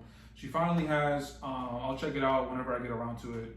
It's not like a Clips album where I'm going towards it. No, same. Okay, so I was scouring the internet, and nowadays there's big talk about AI and what that's going to do to a lot of different industries, music, movie, whatever. But this particular, whatever I saw on the internet, some random person literally asked ChatGPT, who's the greatest rapper of all time? Mm-hmm. Now, what was interesting was that ChatGPT actually broke it down into 5 different criteria that they were going to judge. And ChatGPT, if you guys know, they're just going to take all the information that's on the internet, from articles being written, from videos, from the actual music itself, and they're able to garner all that information and then spew out an answer. So ChatGPT broke it down into 5 different categories, which I was actually impressed with. The way they were going to judge the greatest rapper of all time, they were going to judge it, no, you're good, they're going to judge it by lyrical skill, which is wordplay and storytelling. They were going to judge it by impact and legacy, which is the influence on other artists and also shaping the genre itself. They were going to judge it by the catalog quality, which is obviously the number of classics, the consistency of projects that they're putting out. They're going to judge it by the versatility, the range of flows, the topics that they're rapping about, and the beat adaptability. Okay. And then the last criteria that they're judging the greatest rapper of all time, commercial success, sales, charts, dominance, and reach. So first and foremost, I was actually super impressed with that criteria. I was like, oh wow, like, okay, they're giving very specifics as to how they're judging it. So I wanted to give kudos to ChatGPT, even though you're gonna take over the world. Yeah. So on each of those criterias, they're judging it on a scale of 1 to 10. Okay. 10 being the highest, obviously. Then it all averages out. Correct. And it all averages out, and the highest score you can get is a 50. Okay. So ChatGPT came out with, I believe, like 5 to 6 artists. Can I try to guess who number Oh one? yeah, absolutely. 1, 2, 3, 4, 5, 6, 7. Okay, so they came out with the top 7, and the number 1 is actually tied. It's 2 people tied with the same score. Okay. So, one hint. You want one hint? What era are we talking? Well, I guess it's 2 different rappers, right? It's 2 different rappers. 2 different eras. 2 different eras. So I'm just gonna throw it out there, and by the way, HBO Max, pay me. But go ahead. yeah, for real. Go ahead. I gotta be wrong because I feel it's gotta be more ironic than this, but I'm gonna say that the one and 1A is Kendrick and Kanye. Kendrick is correct. Okay. Kanye is incorrect. Okay. So Kendrick is tied for number 1 with Jay-Z. And I was gonna say Jay. I thought you were gonna say It Jay. can't be that. I thought you were going to say obvious. Jay. So they both tied with a score of 48 out of 50. I don't know which criteria. They got an 8 out of 10. I don't know. But it's just 48 for Kendrick and 48 for Jay-Z. Coming in after Kendrick and Jay, there's also a tie for number 2. 2 people. Relatively the same era. You want to give it a guess? The same era as who? Oh, I'm sorry. No, I'm sorry. Number 2 is this person by himself. I'm sorry. This person is by himself. Do you want the hint or? Sure. 90s. Gonna guess Tupac. Ding ding ding ding ding ding ding ding ding ding ding ding ding. Okay. All right. Tupac is number 2 with a score of 47. Okay. I never saw this fucking list before. I don't know what this list is. This is so cool. I like doing this in real time. Okay. So Tupac is coming in at number 2 with a score of 47. Okay, now at number 3, this person is by himself. The hint of the era, 2000s. Are we talking 2000 to 2010? Yes, that's right. Yeah, that's fair. That's a fair question. That's what I meant. 2000 to 2009, honestly. I'm gonna say Kanye again. My name is... That's, you know why? Because I think of Eminem as late 90s. Because You do? My Okay. Name Is came out in 99. 97 and 98. No, I think 99. I think it white labeled in 97 and then it became like a TRL smash in 99. Okay. But I mean, and if you think about it... I knew he had to be on that list. I'm surprised that, he actually wasn't higher, even though. So he's Eminem's run in the early 2000s was crazy, bro. Well, yeah, I mean, if I look at it objectively, Yeah. as someone who didn't care for his music, I get it. He's very successful, talented too, just not for me. Yeah, we've had talked about Eminem. We'll leave it at that. Okay, so we've got 1, 2, and 3. So number 4 is 2 people. They're tied with the same score. I would say the same era. 90s. 90s. I'm going to throw a Hail Mary because I feel obligated to do so. And say that one of them It's not a Hail Mary. should be Nas. Correct. Nas is one of them.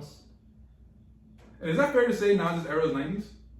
Yeah, right? Yeah, right? Because Okay. Nas from 94 to 99 is the best rapper to ever fucking do it. This is the Nas aficionado, ladies and Fuck what gentlemen. anyone says. Aside being a hip hop and music encyclopedia, this is a He's Nas the aficionado. Fucking best. But, okay. I say Nas and Big. Hey, you got it. Okay. They're tied with a score of 45. Okay, and then the 5th, this person you're not gonna get, and I was super surprised. This person, 80s. Okay. 80s. Solo artist. That might throw you off though. You're thinking of him as a solo artist, but technically he's not. Maybe that's another hint. But he's 80s. Correct. No run in the 90s. It died off in the 80s. His main run was in the 80s. He could be considered a solo artist, but technically he's a duo. His main run was in the 80s. It's not KRS-One. No. Because he only had the one. You're on the right track though. I'll say that. Another hint. I mean, the most obvious answer is Rakim. There you go. Because Eric being Rakim. Eric being Rakim.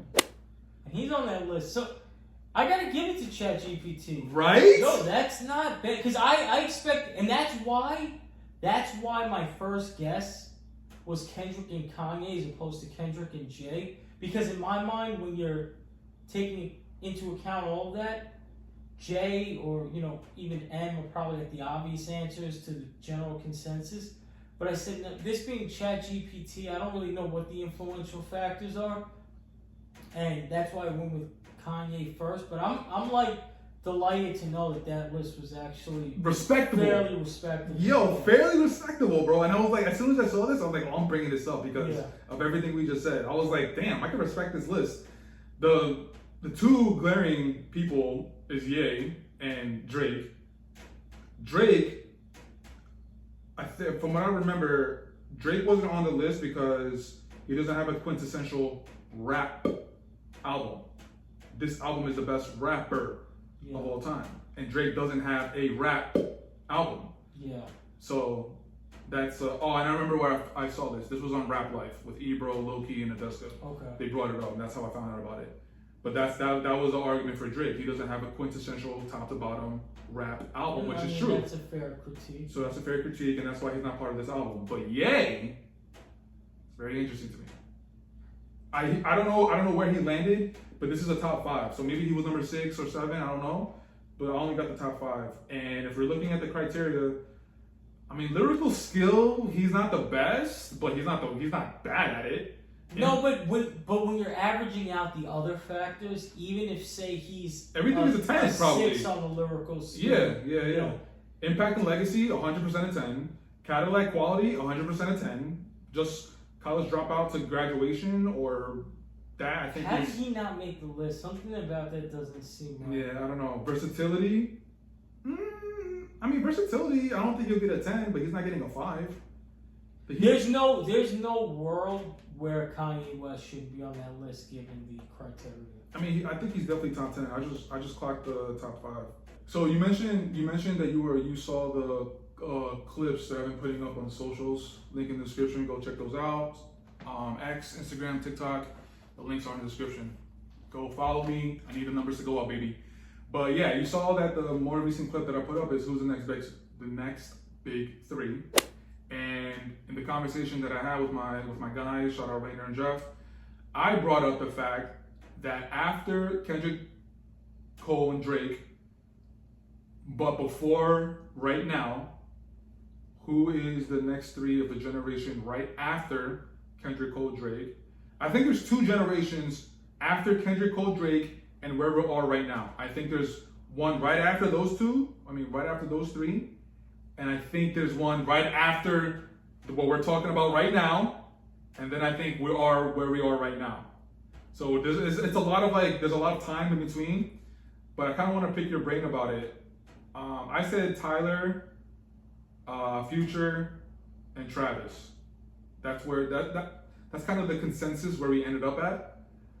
With the generation that's after Cole, Kendrick, Drake, right after them. I think it was Tyler, Future, and Travis. Future, without a doubt. Future, I feel like they're. So you say Future is more of an automatic rather than Travis? In terms of that class that we're talking about, and if we break it down by years, maybe I'm overcomplicating this, but let's say the reign of Drake, Cole, and Kendrick. 2010. Like even say 2009 to what, 2015? That's what I was thinking. 2016, whatever. So I mean, then you say from there, like I said, yeah. So then when you look at it like that, so after that. So then let's say 2015 to 2021. So you look at definitely Future. I would say Travis is in there too. Tyler, I would put in there as one of the guys now. Because when you see, I'm not mad at that. I'm not mad at that. when you see the way the kids speak about trash, like that's their fucking guy. They're buying like that. Now that I'm thinking about it, he's the one making the 14-year-old kids who are really into music go buy vinyls and shit. Mm-hmm. Like so I think it's more fitting for him to be. I don't even know if there would be a fucking big three now, but I would definitely put him in a generation subsequent to the Future and Travis. But it's definitely them two. That's interesting though. Then, I mean. So if we're sticking within the Future and Travis Scott generation, there was one name that I brought up that I bumped out for Future, and that person was Uzi. He didn't do enough. You don't think so? Uzi didn't do enough. But the way they talk about him, bro. Like, he's almost like a cult fan favorite.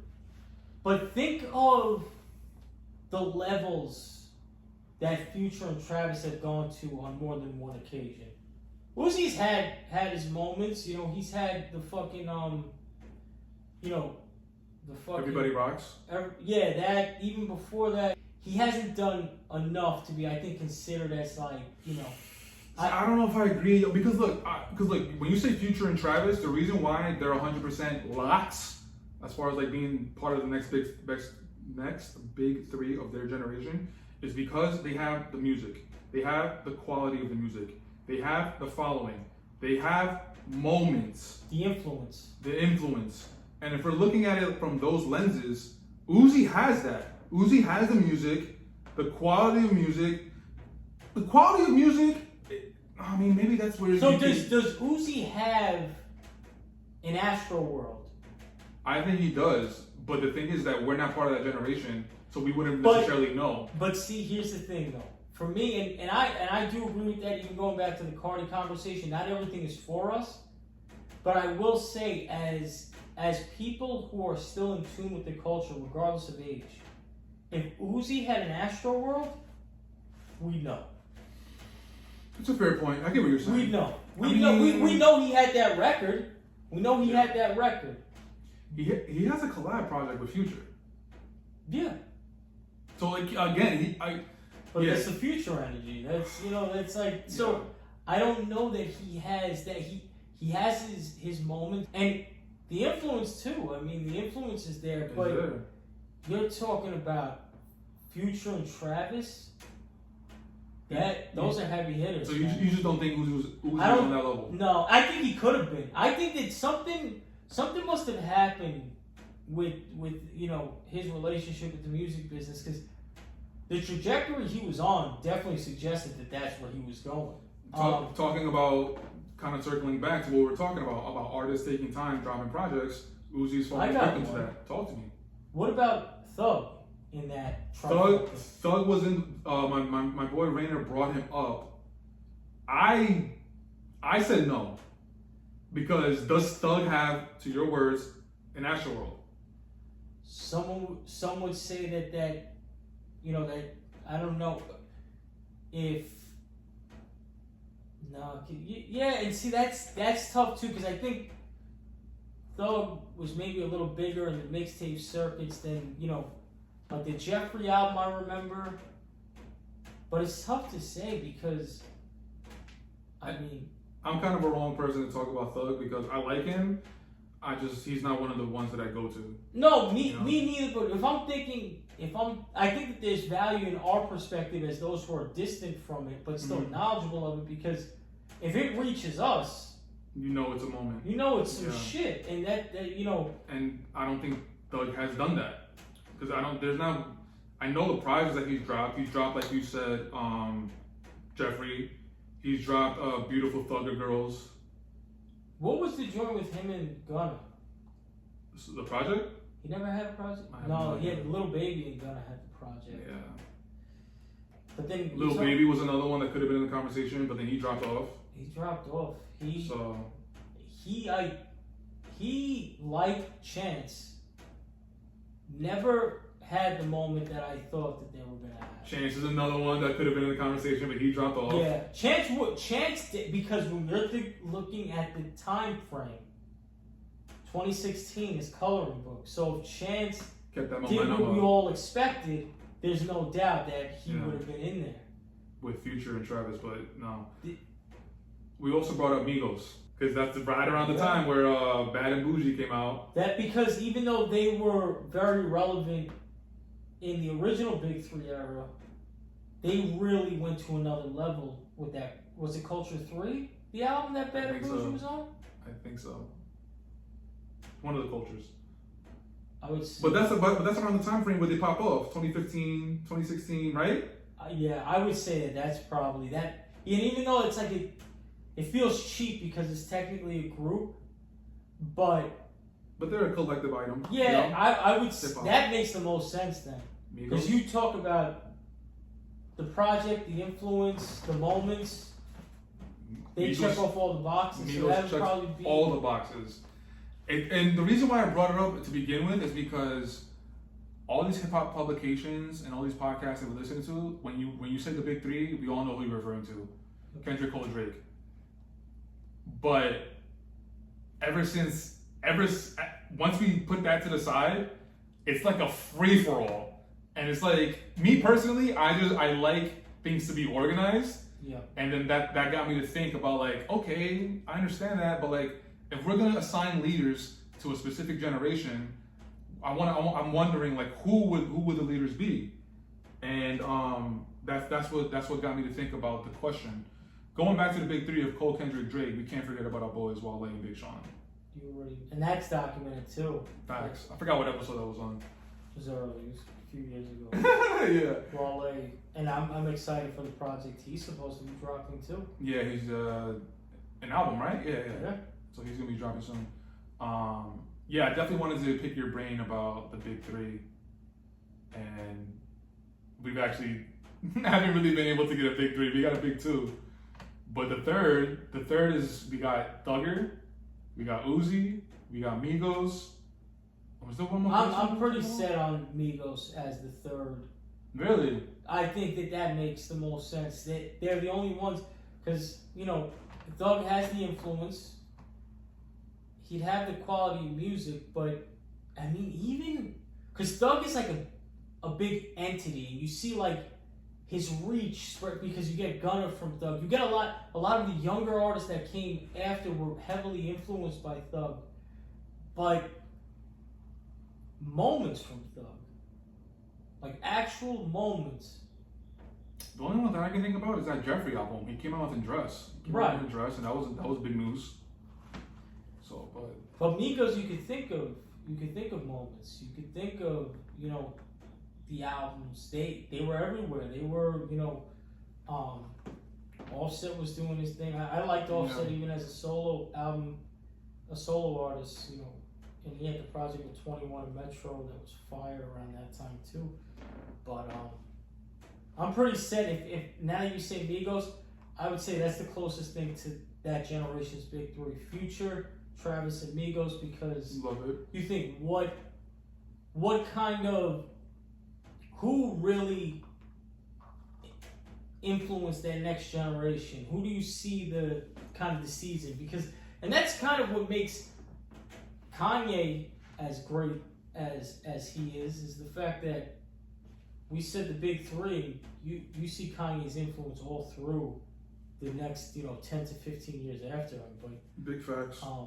It's an interesting question, and I think it goes the fact that we can't really definitively pick a big three, especially for now. It just goes back to the point that there's very little direction. Maybe direction isn't even a real possibility anymore. So that's really interesting how you said how Tyler you wouldn't put in the same category as Travis, Future, and Migos. You would put it the generation after that. Yeah. And speaking of Tyler, that's one of the albums we didn't talk about. I actually haven't listened to it. Don't Tap the Glass. I heard good things, but I haven't. You haven't listened to it either. And shout out to Ava. That's Danielle and Layla's big sister. She's 14. She's in high school, and that's her shit. Tyler's the guy. That's I'm telling you, love it. She has her mother buying her vinyls and shit, and for Travis, like, Don't Tap the Glass was the joint. So he's doing something right. It's just, and I do when I hear Tyler shit. Well, it's always good quality shit. I just Absolutely. don't check for it. It's not really my thing.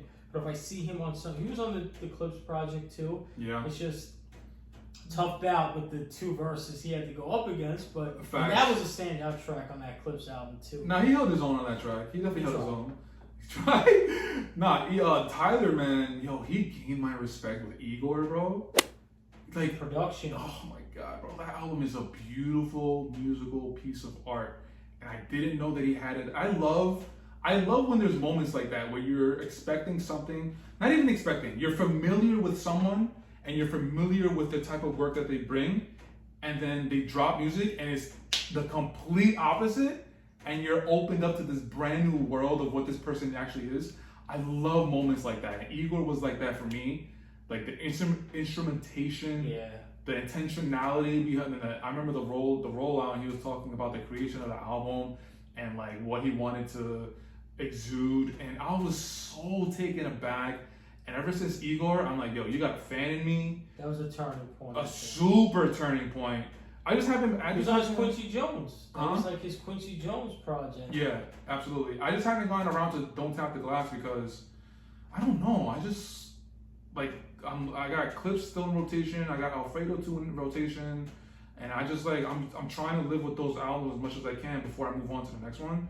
So maybe that's part of the reason why I have listened to Don't Tap the Glass.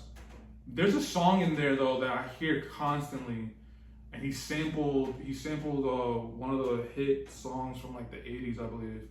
Damn, I forgot. If you heard it, you know exactly what I'm talking about. Yeah, I know what you're talking about too. There was like mixed reviews on it. I feel like though, like some people felt like it's either nah, it wasn't for me, or that's my shit. But I forget because I know that there was an 80s sample on it.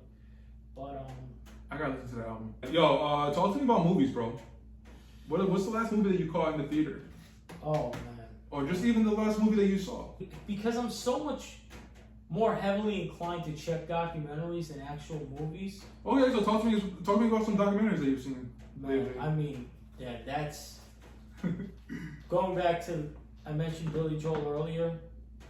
There's a great documentary. Okay, I remember seeing that on HBO Billy Max. Joel, and the name loses me now, but Me too. all about his song.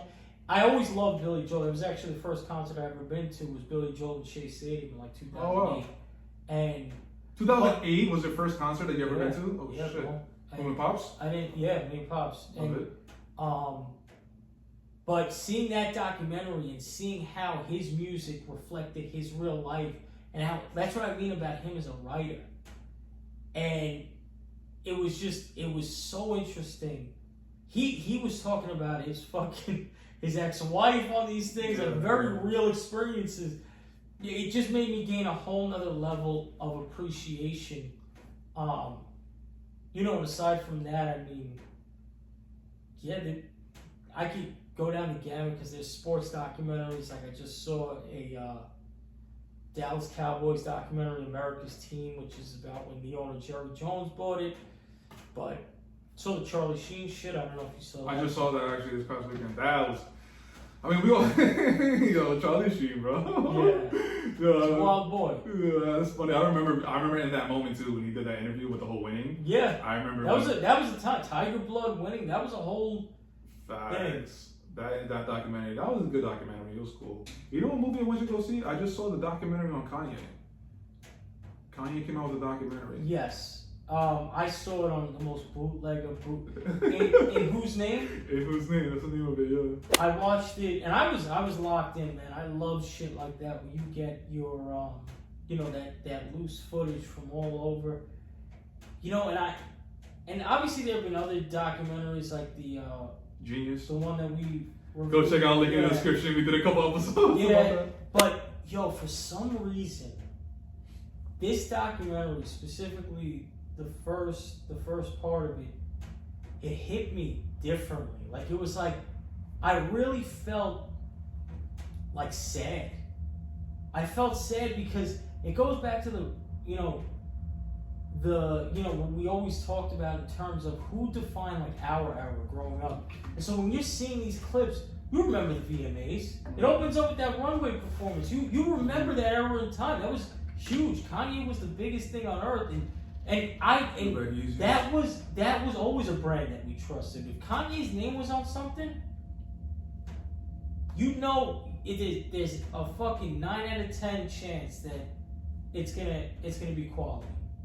And you know, that was an era where Kanye was the really directing force of the culture, and he meant a lot to us at that time. Absolutely. And you know, to kind of see where we are now and with him and really how far off the deep end he's gone, like and you know, whether he weaponizes it or not, but this is a man who's truly lost his mind. And you could debate as to why it could have been, you know, kind of the you know, off the back of losing his mother and everything that happened from there, but to me it seems like the turn really happened when he started around the Yeezus time, when he started to make his route into the fashion industry. You see, what's so interesting to me about that, just the whole Ye conversation. Yes, I understand why people say that he went crazy and he lost his mind, but at the same time, the feeling I get is he needed to act that way because he felt that he was such an important person, not even for the time, but he's such an important person for like civilization. Mm-hmm. So I understand why he acted the way that he acted. And in the documentary, you saw the whole thing? Yep. So in the whole documentary, the whole documentary is him talking about like, no one's going to censor me. Nobody's going to stop what I want to say or want to think, because I'm one of the more innovative minds of our time and of the history of the planet. And then you see him go into these, dude, I was so overwhelmed. One of the biggest takeaways I had, I was so overwhelmed at how much shit he wanted to do. Yeah. You got the Uganda, he's meeting with architects to build a community and building buildings in a specific shape. Mm-hmm. You got him running for president. You got him dealing with Kim. You got him dealing with the partnership with Gap. You got him dealing with the runway fashion show in Paris where he wore the White Lives Matter shirt. You got him talking about the documentary showed him about the Donda era, the first album and the second album. And I want to see more about that Donda era because I know there's me more too. to it. But dude, there was so many things that he was trying to do.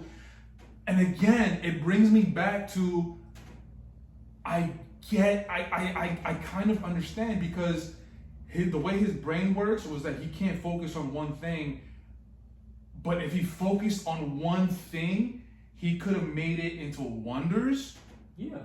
But he couldn't because roadblocks. Because he had so many ideas for so many things, and he was like so sporadic that he couldn't focus on one thing.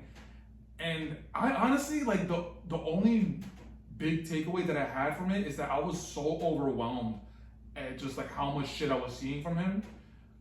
Something else was that, like, do you remember seeing the scenes of like how he's literally talking to someone and literally out of fucking nowhere he starts screaming at them? So talk to me. There we go. So when I say that I believe him to really have gone off the deep end mentally, it's, even though I mentioned the era of him really rerouting into the fashion industry, I can understand how on a public platform and you're trying to establish, you know, your worth to everyone else so that they can understand it like you do, how important you are to the culture. I can even understand it in the capacity of when you see him talking to the Gap employees in France, and he's like, I'm not dying like Virgil, I'm here to stay. He has those, the moments that were telling to me. There was a moment where, and I believe it was when he was in Uganda, and his cousin is there, and Kim is there, and she says not to mention, I believe it was Trump's name, or a president's name, and he just, you can't tell, and this is his cousin, there's no reason why any sane human being is behaving like that. And then, even with the instance with Kris Jenner, which, I mean, the woman definitely deserves to get screened. I really think that that's the embodiment of evil. But the fact that he went from 0 to 60 without any indication, those are the telltale signs for me. Because that's a personal level. He's not doing that for fucking, you know, the public. Even though his cameraman's always there, he's not doing that for public consumption. These are real life interactions that are happening, you know, with, at that time, his mother-in-law and then his cousin. So those are the things that tell me that the pressure from all the ideas and all the things you're trying to do have broken you. And that's why I start to get sad, because I see that. I was super surprised at some of the things that we saw in the documentary, like those two scenes where he's talking to Kris Jenner and he's talking to his cousin, and he goes from 0 to 1,000. I was super surprised that we saw that. And yeah, man, it's so hard to, like, I'm still processing how I feel about that documentary. Our generation is always gonna love Ye, no matter how, the negative things that he may say, or even, he's not necessarily my favorite person or anything, but his contributions to what he did to music in our formative years as people who music matters a lot to, can never be denied. His influence on the way we dress, 100%. His influence on music, the way we dress, everything. He was. But see, this perfectly goes into why he thinks about himself. He should think that way. He should, absolutely. He's the last overall cultural icon we had in hip hop. Cultural icon, meaning you see this guy, I want to dress like him. I love his music. I want to talk like him. I want to everything.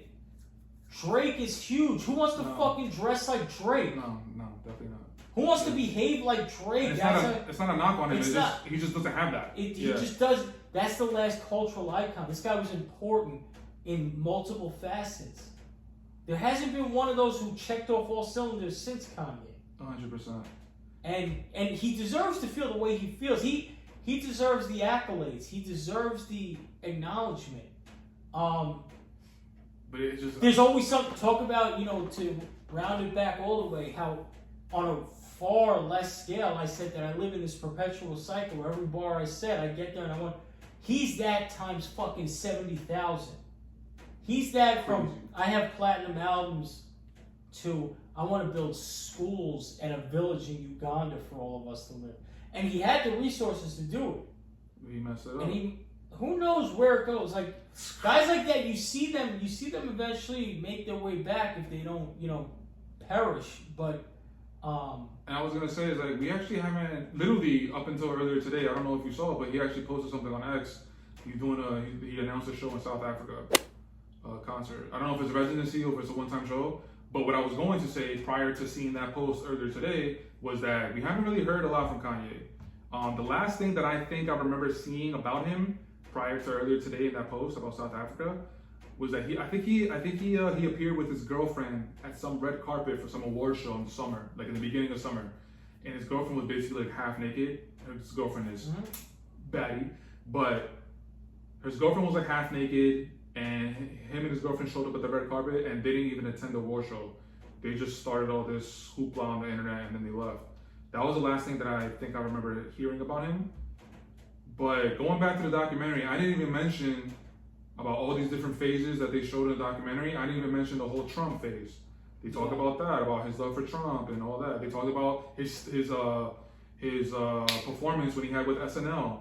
There's so many things that they show you that this guy was like, there was a moment associated with him, and it was something about his wrongdoing.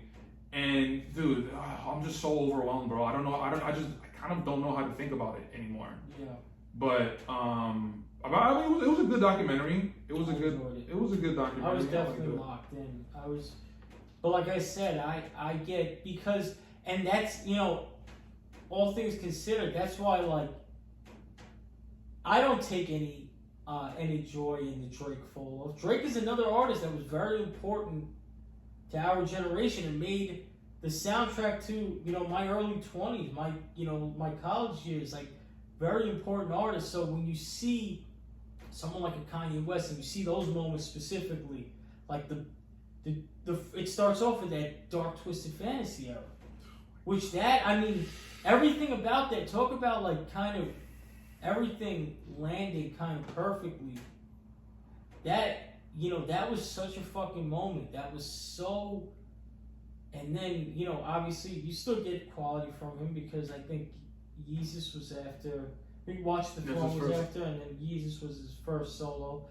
But yeah, then you get the Life of Pablo era, which is where the Trump stuff comes in, and Life of Pablo. That's when I think he started. And then you start to see like, wow, that these are guys that I swore that if there's no Kanye West in the culture, where do we go? And I'm not as big of a Kanye West fan as you are, but I can understand and appreciate it from that piece to back to the point of having some direction, a gatekeeper, and someone to kind of set the bar at a certain level.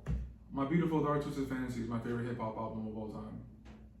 CardiB definitely has a conversation for Man on the Moon 1, but my Beautiful Dark Twisted Fantasy is my favorite. Yeah. How about Kim? How about Kim K? I like the fact that she boo. went back to natural. It's good. Oh god, yo, I appreciate you so much, man. Always. You know, I love you, bro. Love you, man. If you need anything, you know, I'm always here for you. Likewise.